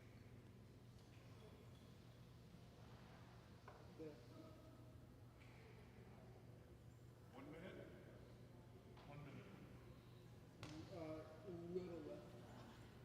Left, left, left, left, left, left, left. A bit more. Up a bit. More. There. Left, left. If you consider that it takes approximately 45 seconds to throw a ball, you're not leaving much time for your opponent to score there.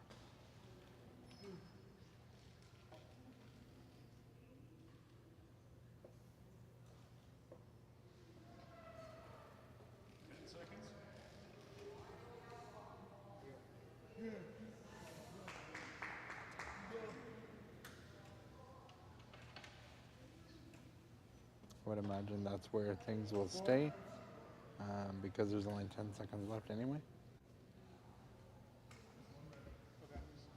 Referee says 1, I think, which interesting because I would have guessed it was 2, but when you see this game from over top, you can kind of see it from different angles.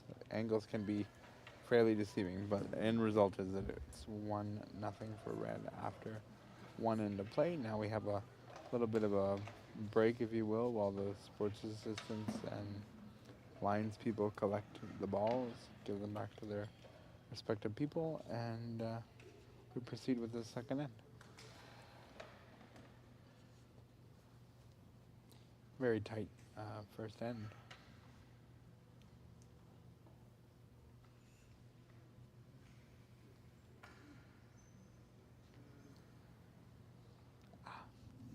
There were 2 seconds left on the time for the last ball there.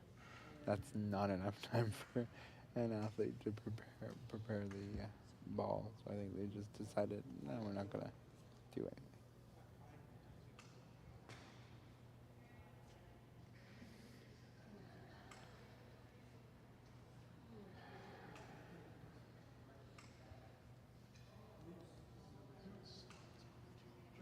Second end, so the clock gets reset to 7 minutes. It's a little more than a minute per ball.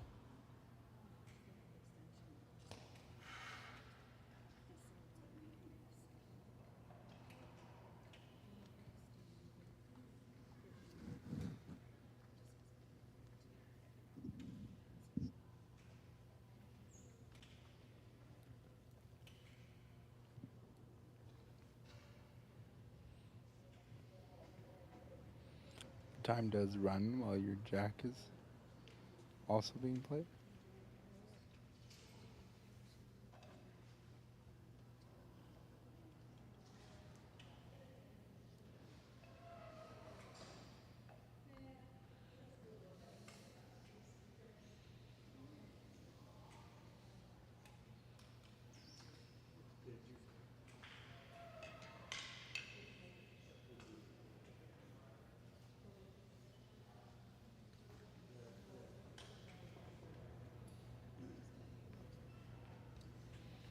First ball is most important ball in the sport in any given end. It really sets the tone for how the whole end is going to play.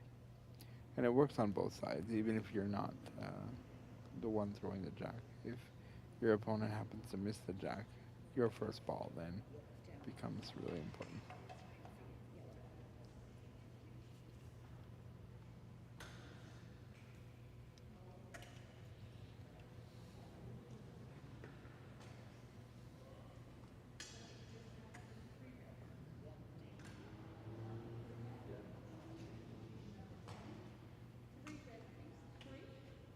Looks like a pretty good ball. I do think it's open on the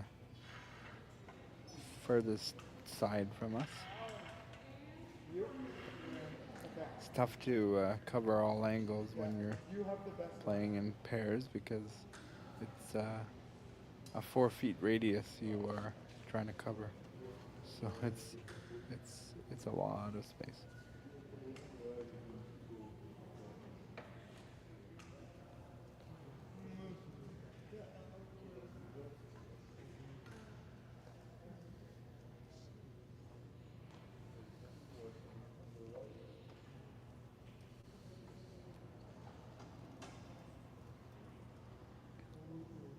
Interesting that the sports assistants for the other team are not moving out of the way for their opponents.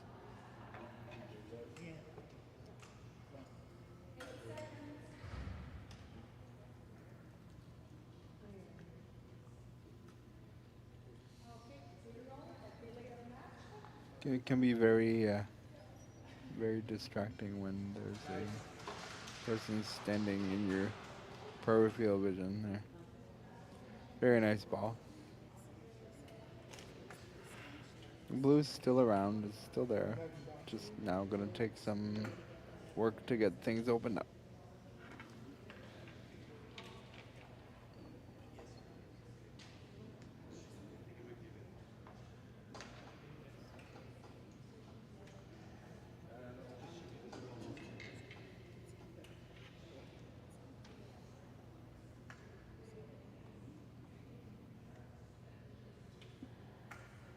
There is some speed coming because the ramp is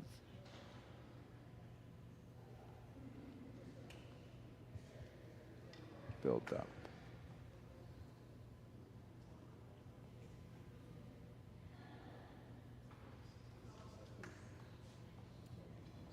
Especially in this instance, because they're so far that the ball has to travel on the ramp, the sports assistant really has to make sure that their hands and fingers are out of the way once they place the ball there.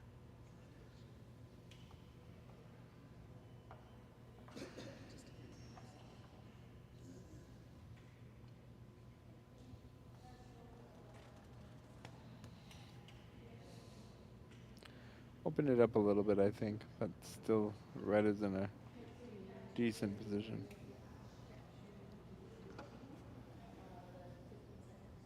You've kind of squished it where it's kind of more accessible to you to push it through, so we'll see what happens.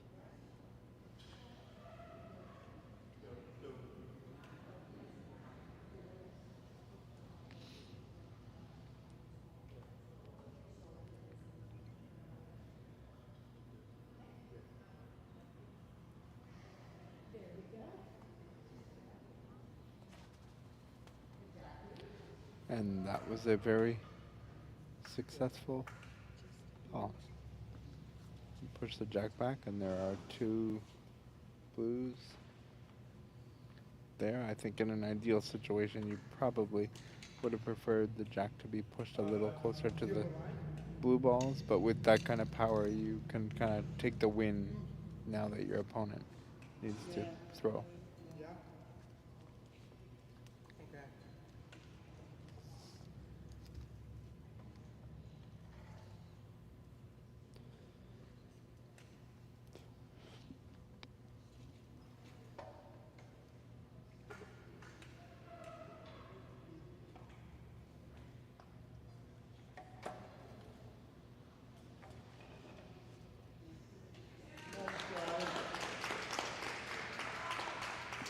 The applause you heard is not for our court, but rather the other court just across from us.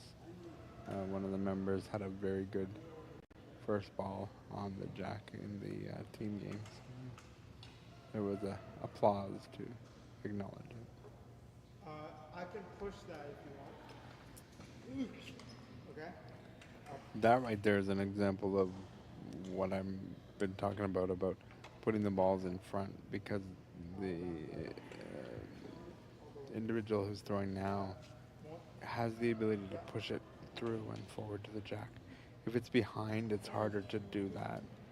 It is possible, but it's harder, and now he's got a scenario where it can be pushed through. So. Okay.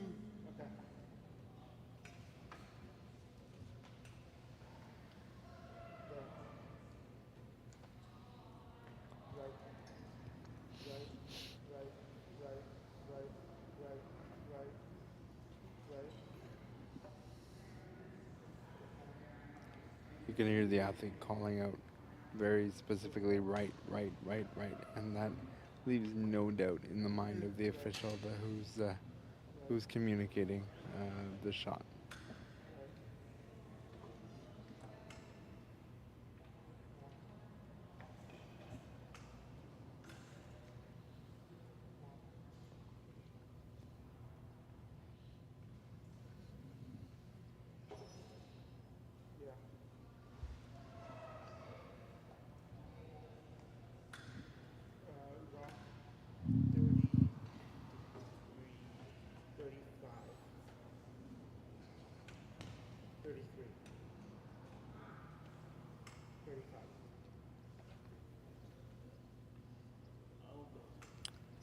The numbers that you hear him calling out must be something. That is actually a really nice shot. Yes, the jack is open, but because he had to use so much power, you can't be perfect in a situation like that. It's behind the jack.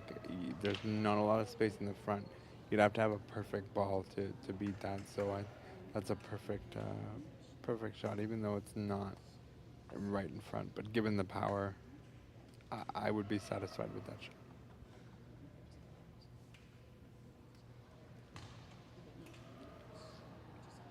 As I was saying before, that lovely shot interrupted my thought.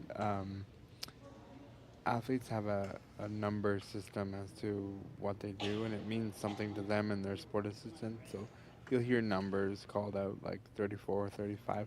It means something for distance.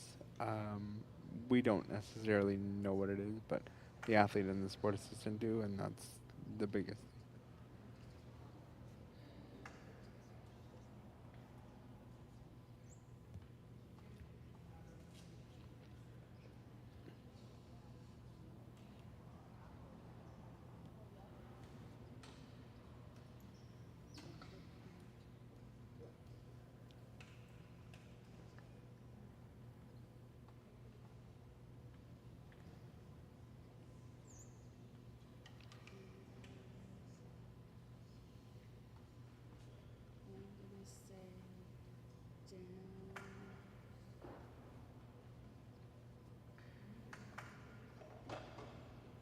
This is a very precise shot that's coming because, as you can see, there's a little bit of space between the red and the jack at the back.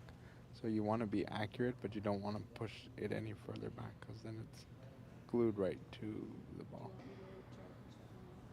Okay. I'm just gonna go in and see. I'm just gonna double check here.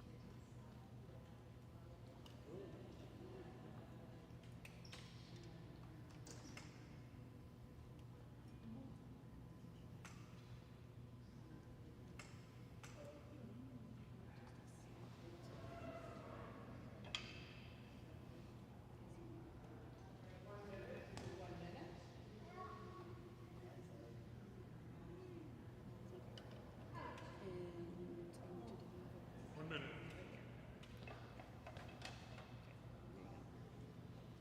One minute's been called.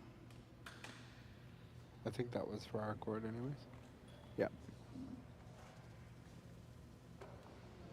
Very nice. Moving the ball at the back. The challenge you now have is that they move the red ball back, but they also expose the jack. So, yes, it's a good shot, and you're forcing your opponent to play. But the front is relatively open for box 5. So I think that's who's going to probably take the shot. Me or you? Score?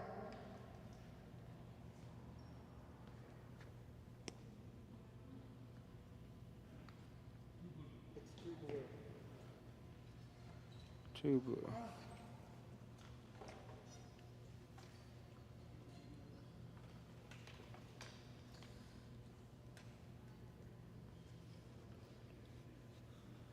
Three balls left to be played.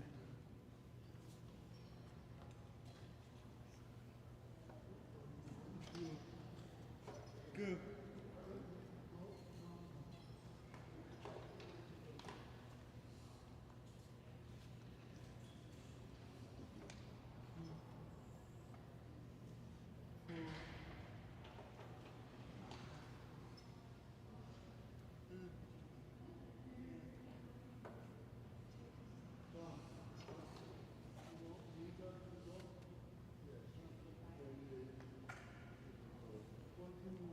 That works. Maybe the red can be pushed again. You're out of balls?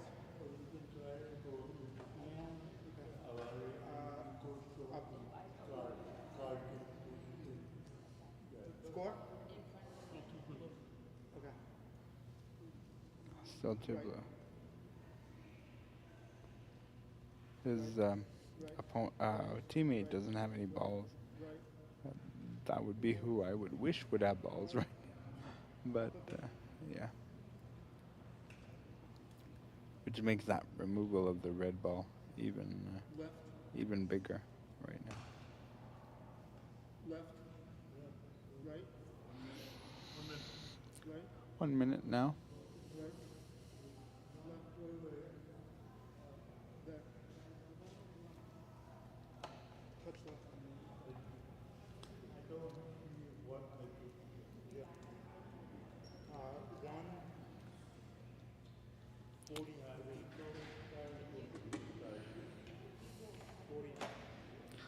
So the language that was just used with the sport assistant was 40 high weight. So that must mean that there's a number 40 on the high extension that was just put there. I'm gonna think that it is still blue scoring. It's just a question of no.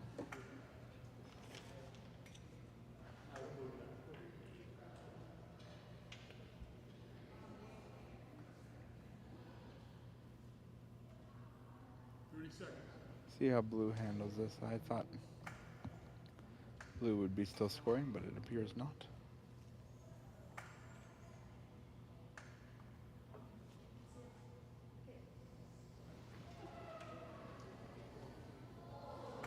That's a nice shot because it pushed it back sort of into a pocket, if you will.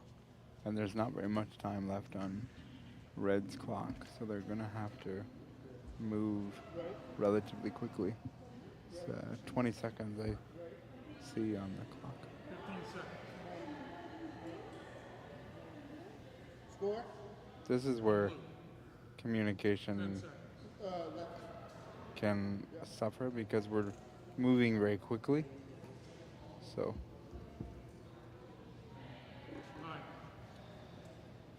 did it?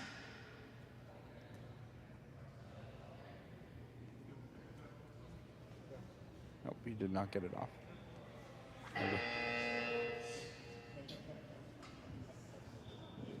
That buzzing was apropos based on what took place on our court. But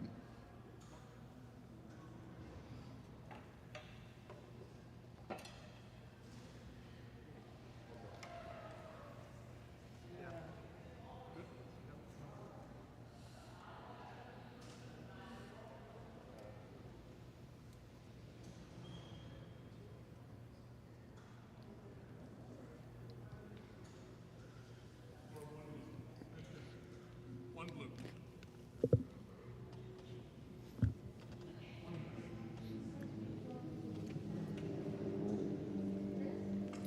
I've often thought about in my competing days with boccia is that instead of doing, in this case, 7 minutes per end, why don't you combine the time and just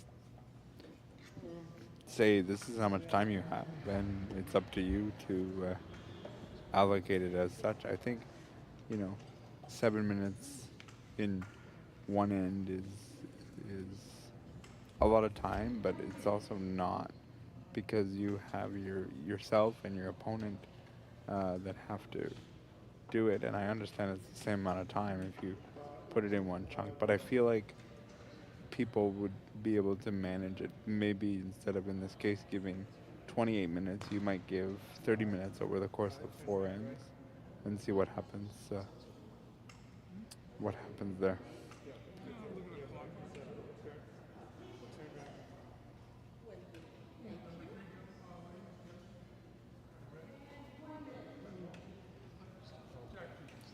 We have a tie game going into the third end of 4. This is our last game of the day. After this will be the end of day 1 for 2025 Boccia Blast. We will be back tomorrow morning. Don't exactly know when, because there's nothing been uploaded on the schedule, but I'm going to guess it'll be around 9 or 9:30. The ball was deemed dead because it did not make it over the V line. So now it will go to the blue player, and they will receive this jack plus the final jack. It kind of serves as a penalty, if you will, because you didn't get the ball legally in play. And you do not receive the time back that you have used. So in that case, it was 24 seconds used. And so even though the ball was deemed illegal, they don't get it back.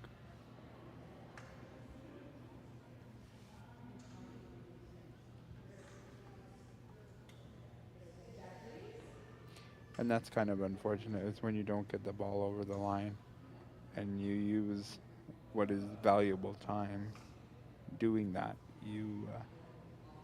it hurts a little bit, or it can come back and bite you if you need every second you need. Actually, the jack in the other game that you could see on the floor there didn't make the V line either, so it must be a force against V lines right now that can't get the white balls over the V line.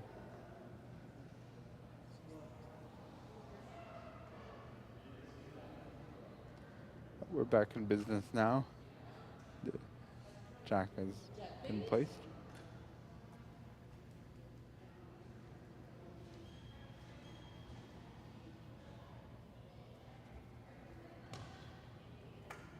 very solid first ball. That's going to be very tough to manage. I think the person on the far left in the Boccia Blast shirt probably has the best opportunity, but it's a long way to get there.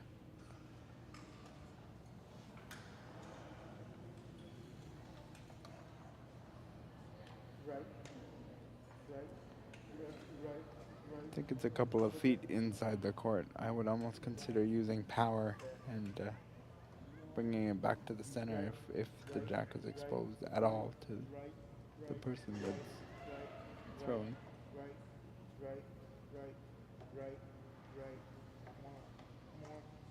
Go.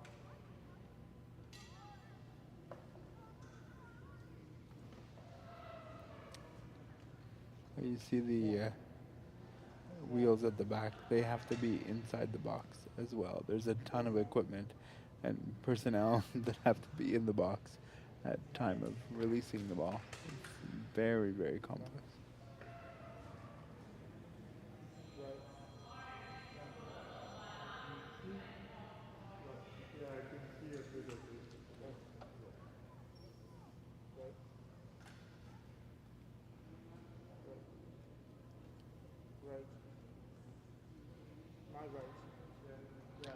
The thing now is that this has taken close to 2 minutes off the clock and might actually be over that by the time the ball is released, and we still have 5 balls plus this one.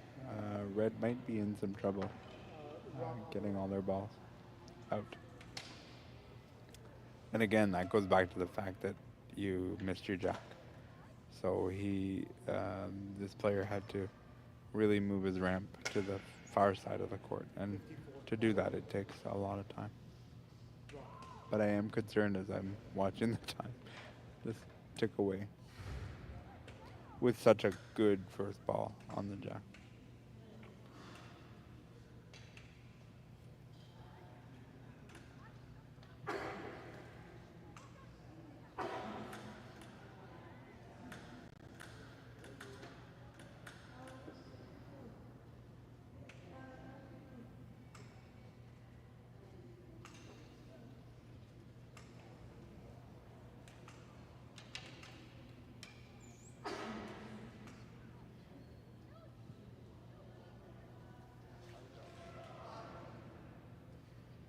We're now under 4 minutes on the clock, and we have not released the first ball for red.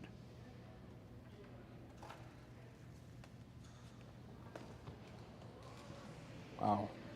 The other bocce ball that made contact with the blue ball went almost 3/4 into the other court while there was a ball being played through.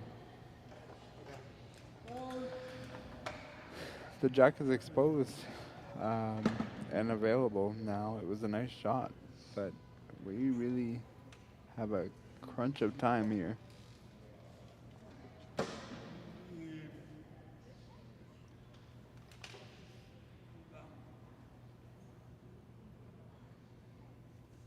.320 on the clock to get rid of 5 balls. A very nice shot, and that might make up for the time elapsed, because that is a very good shot. And that's the thing, is that you don't necessarily want to rush yourself, because if you can make a displacement like was done on the ball previous to that, even though it took you over 3 minutes to accomplish that, you are in a very, very good position. So you may not have to worry about the time in the sense of we need to score a point, because I think that ball is pretty well secure in there. We'll see how much power gets used to displace it again.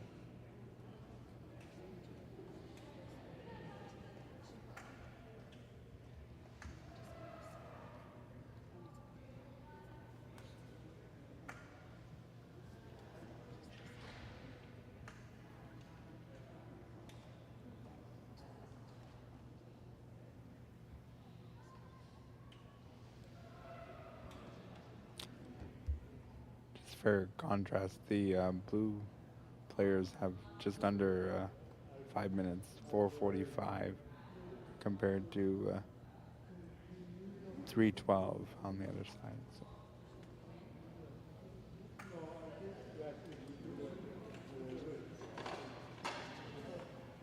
A shot again. Okay. Do you have an angle or no?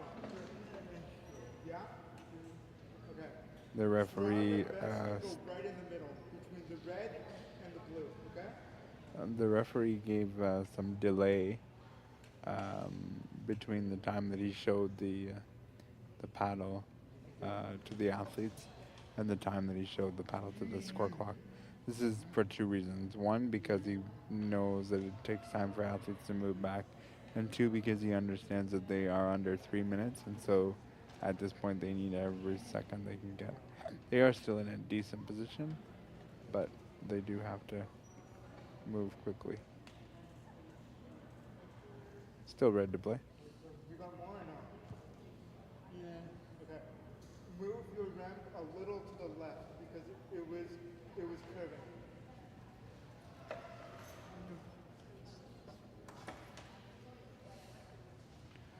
Very specific instructions to his teammate there. He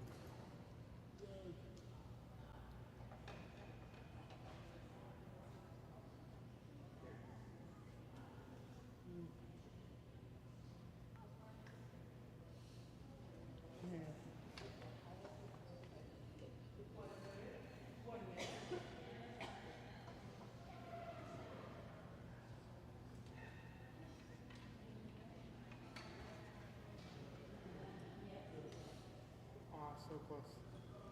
Right. I can up. Right all the way. a minute 40 left on the clock.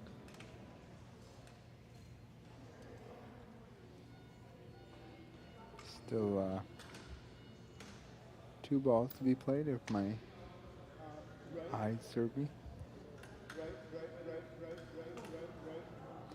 2 balls to be played. That's about just under 45 seconds each ball. So. Right. Right.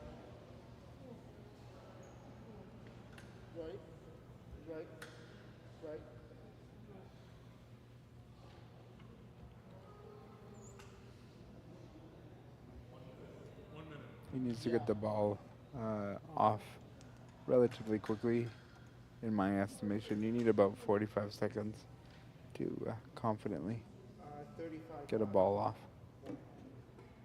And we're at that point now. 40 seconds.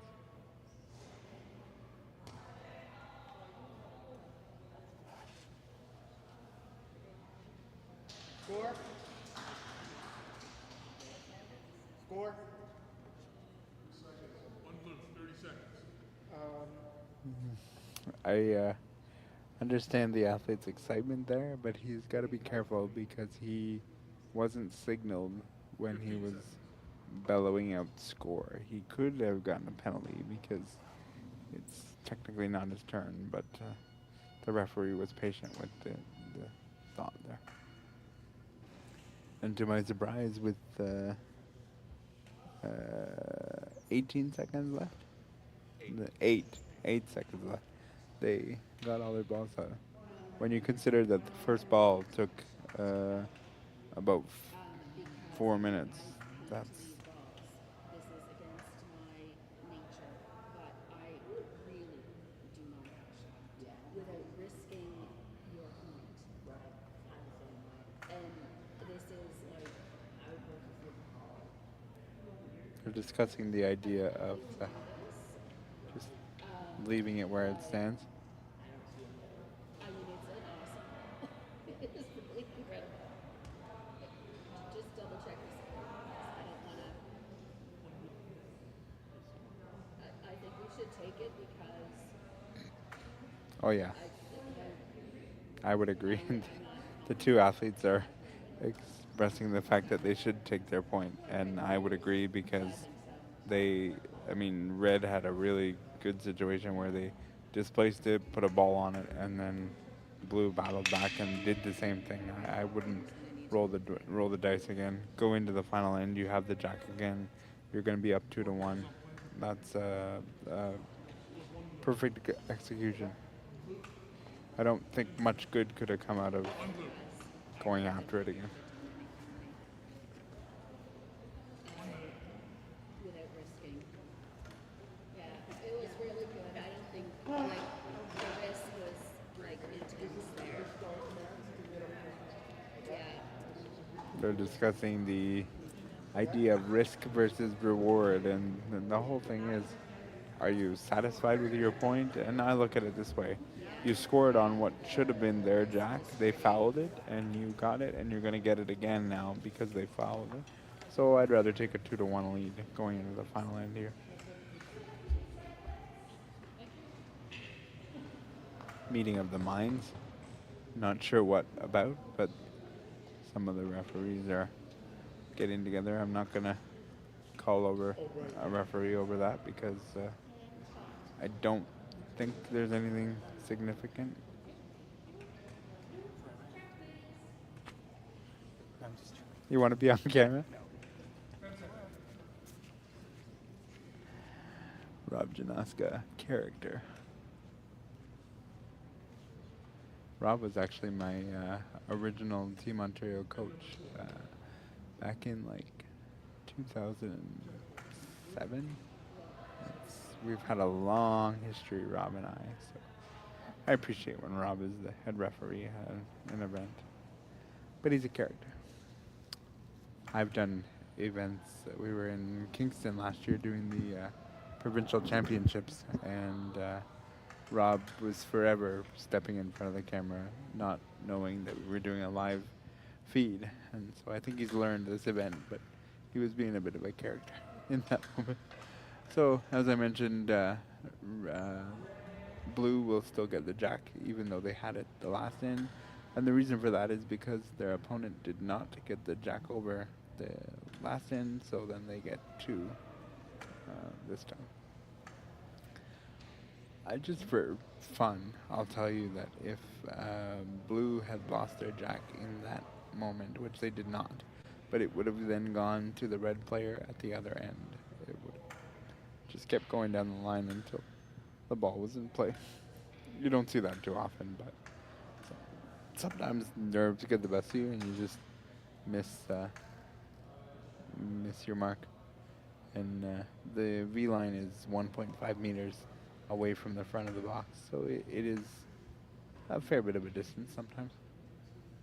And if you're trying to get it at real precise, you can come up light.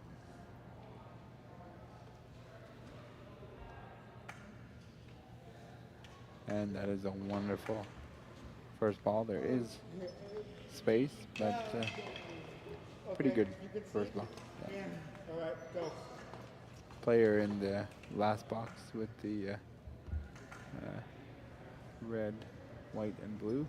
I actually think that's, call me crazy, but I think that's the one American that's at this event. I would put my money on it that's the American there.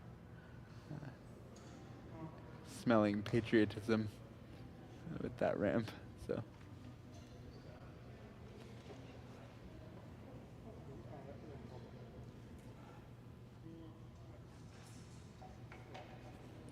With that said, these two athletes would have never played together. This is just for fun, so they're having a good time.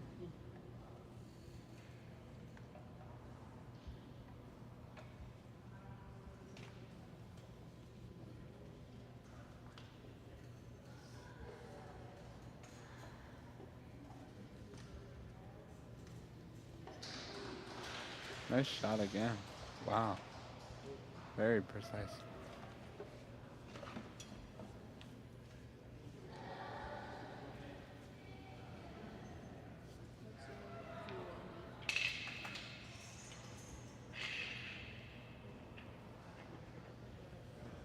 I can't hear you, I'm sorry. I did try putting one up next. Or, I don't know.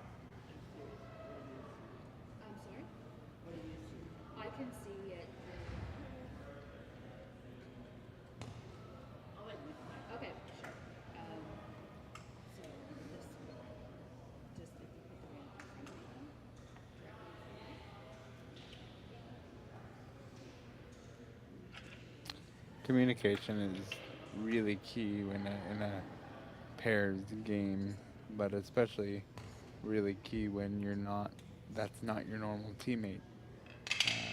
One of you is from America and one of you is from somewhere in Canada, and it's tough.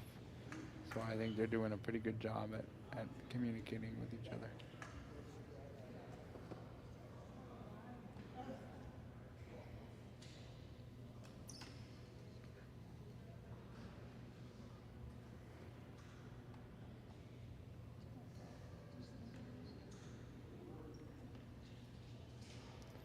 She can see it, so she might be trying to either push up or squeeze in between the middle there. One or the other.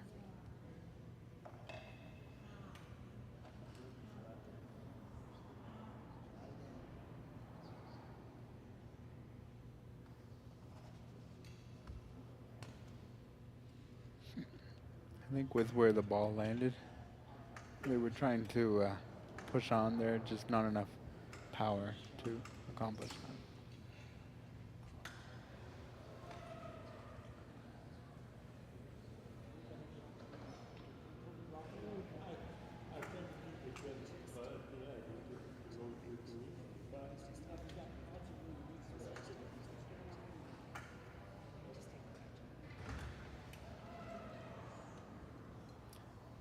Game does not end in a tie in Boccia. If it ends in a tie, we will have another end, but we are a little too early for that.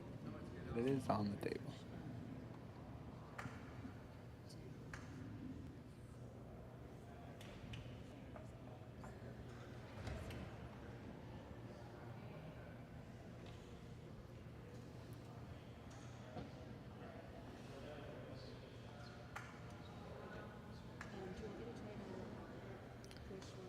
They need a little more power if they're trying to push it on.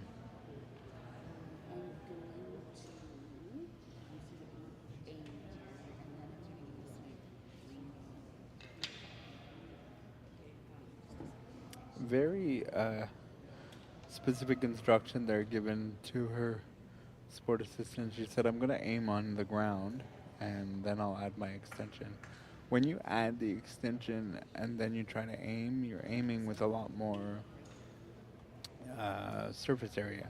So you're having to look around more objects. So you do the lining up and then you add the extension if that's what you choose to do. She did do the push and she successfully pushed. This is going to require some work. There's quite a bunch of balls here. I would send my partner to go at this and try to see if they could open it up a little bit. He's letting him know that he can't see anything. Ramp right all the way.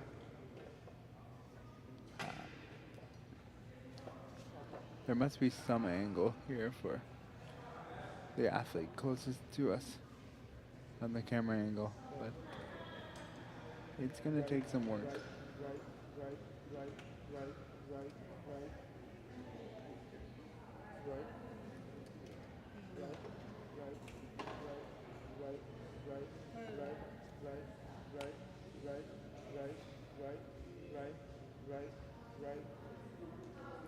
You might wonder to yourself, why is he saying right, right, right?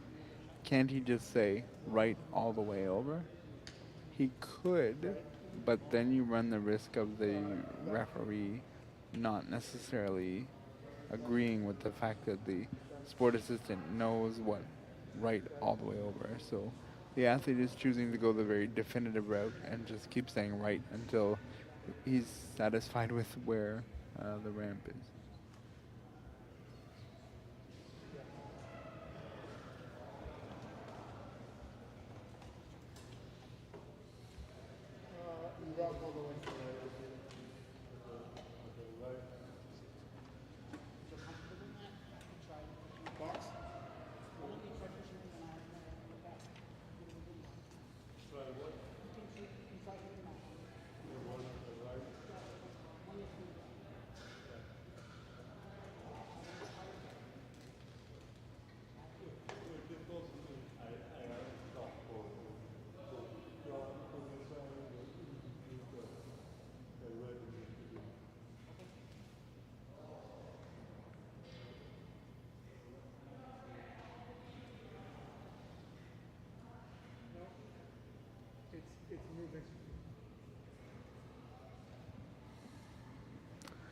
This is, there we go.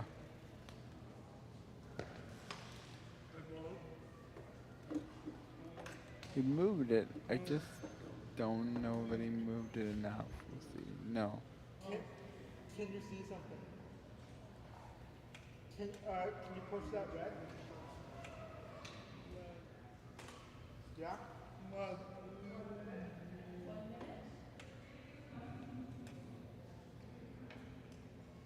Pardon?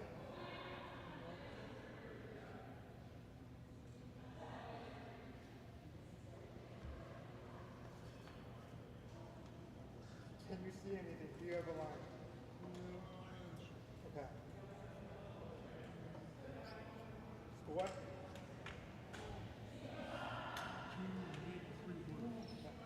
Oof. 2 or 3 blue. We've got to make some work pretty quick on this. Even though his teammate may not have a line, at this point with them scoring 3, I would probably just try to blow things up and just see what happens. Because it is very bunched up there. Right now as it's sitting, it's going to be hard to score one that you would need to tie. 1 all the way.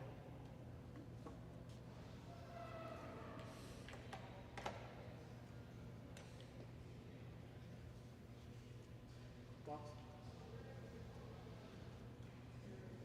30 seconds.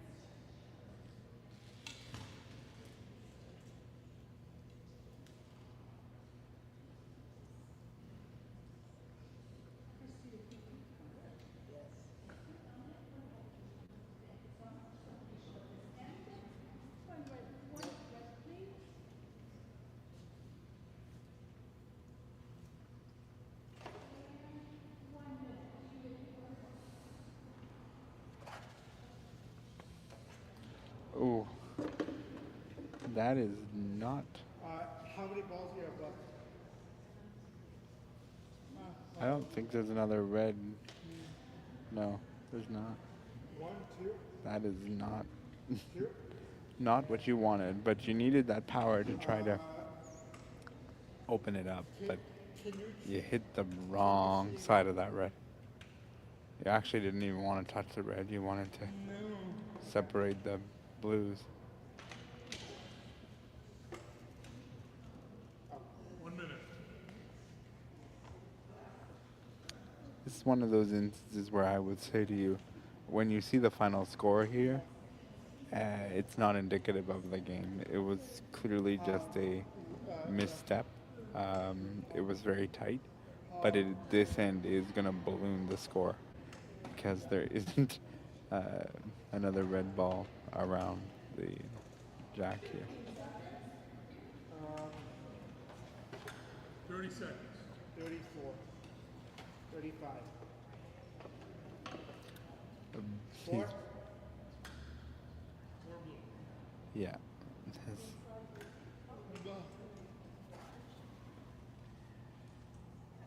Okay, well, he did the best that he could there because I think he's cut it down a couple. I think if I was to take a guess from the angle we're looking at, I would think there was 3 in the scoring right now.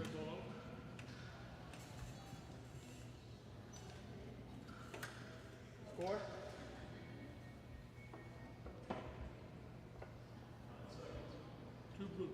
Okay, so he cut it in half. 5 seconds.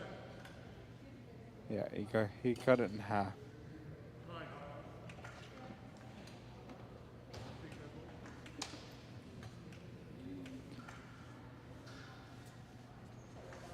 Went from 1 blue to 4 blue, back down to 2. So the It's okay.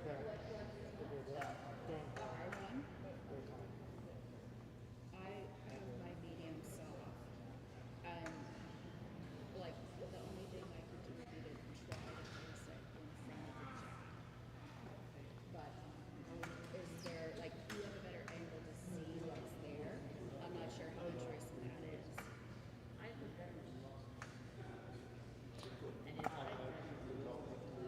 I'm not sure with that situation. You got two. It's that would make it a 4-1 score. Why don't you try it? I know I talked about differential, but that, they're gonna try, so there must be low risk there. You're not risking. Yeah, they're saying if you aim on the far side to the end of the court on the white, then there's no risk. So if there's no risk, then yeah, I would take that shot.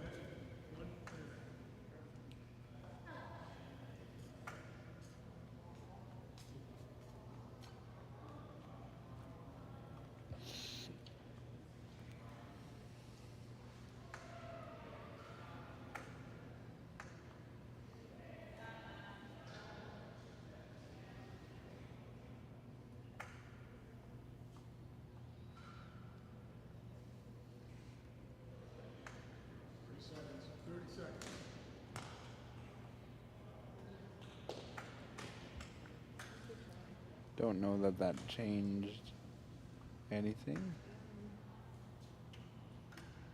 Okay,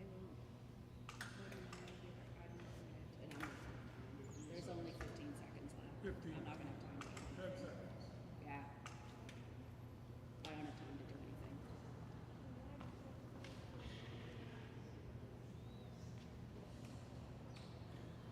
Time. They could have declared that they were done there, but she just chose to wait the time elapsed. There's no right or wrong answer there.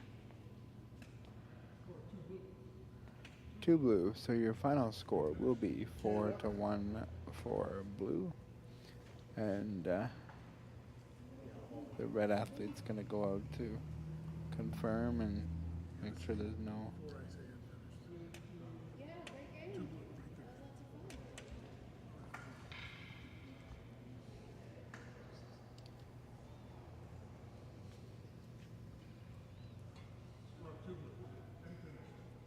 Two blue.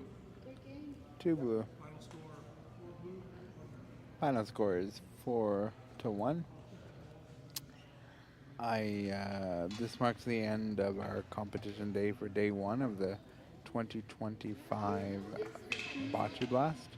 We will be back tomorrow morning. Check Boccia Blast social media, my social media, for updates of when we will go live. My bet is that it'll be between 9 and 9:30 Eastern time tomorrow to get the things going. But with that, have a great night, and I'd like to take this opportunity to thank our technical producer / cameraman / jack of all trades, Marco Vallo, who did the camera op today, and we will chat with you tomorrow.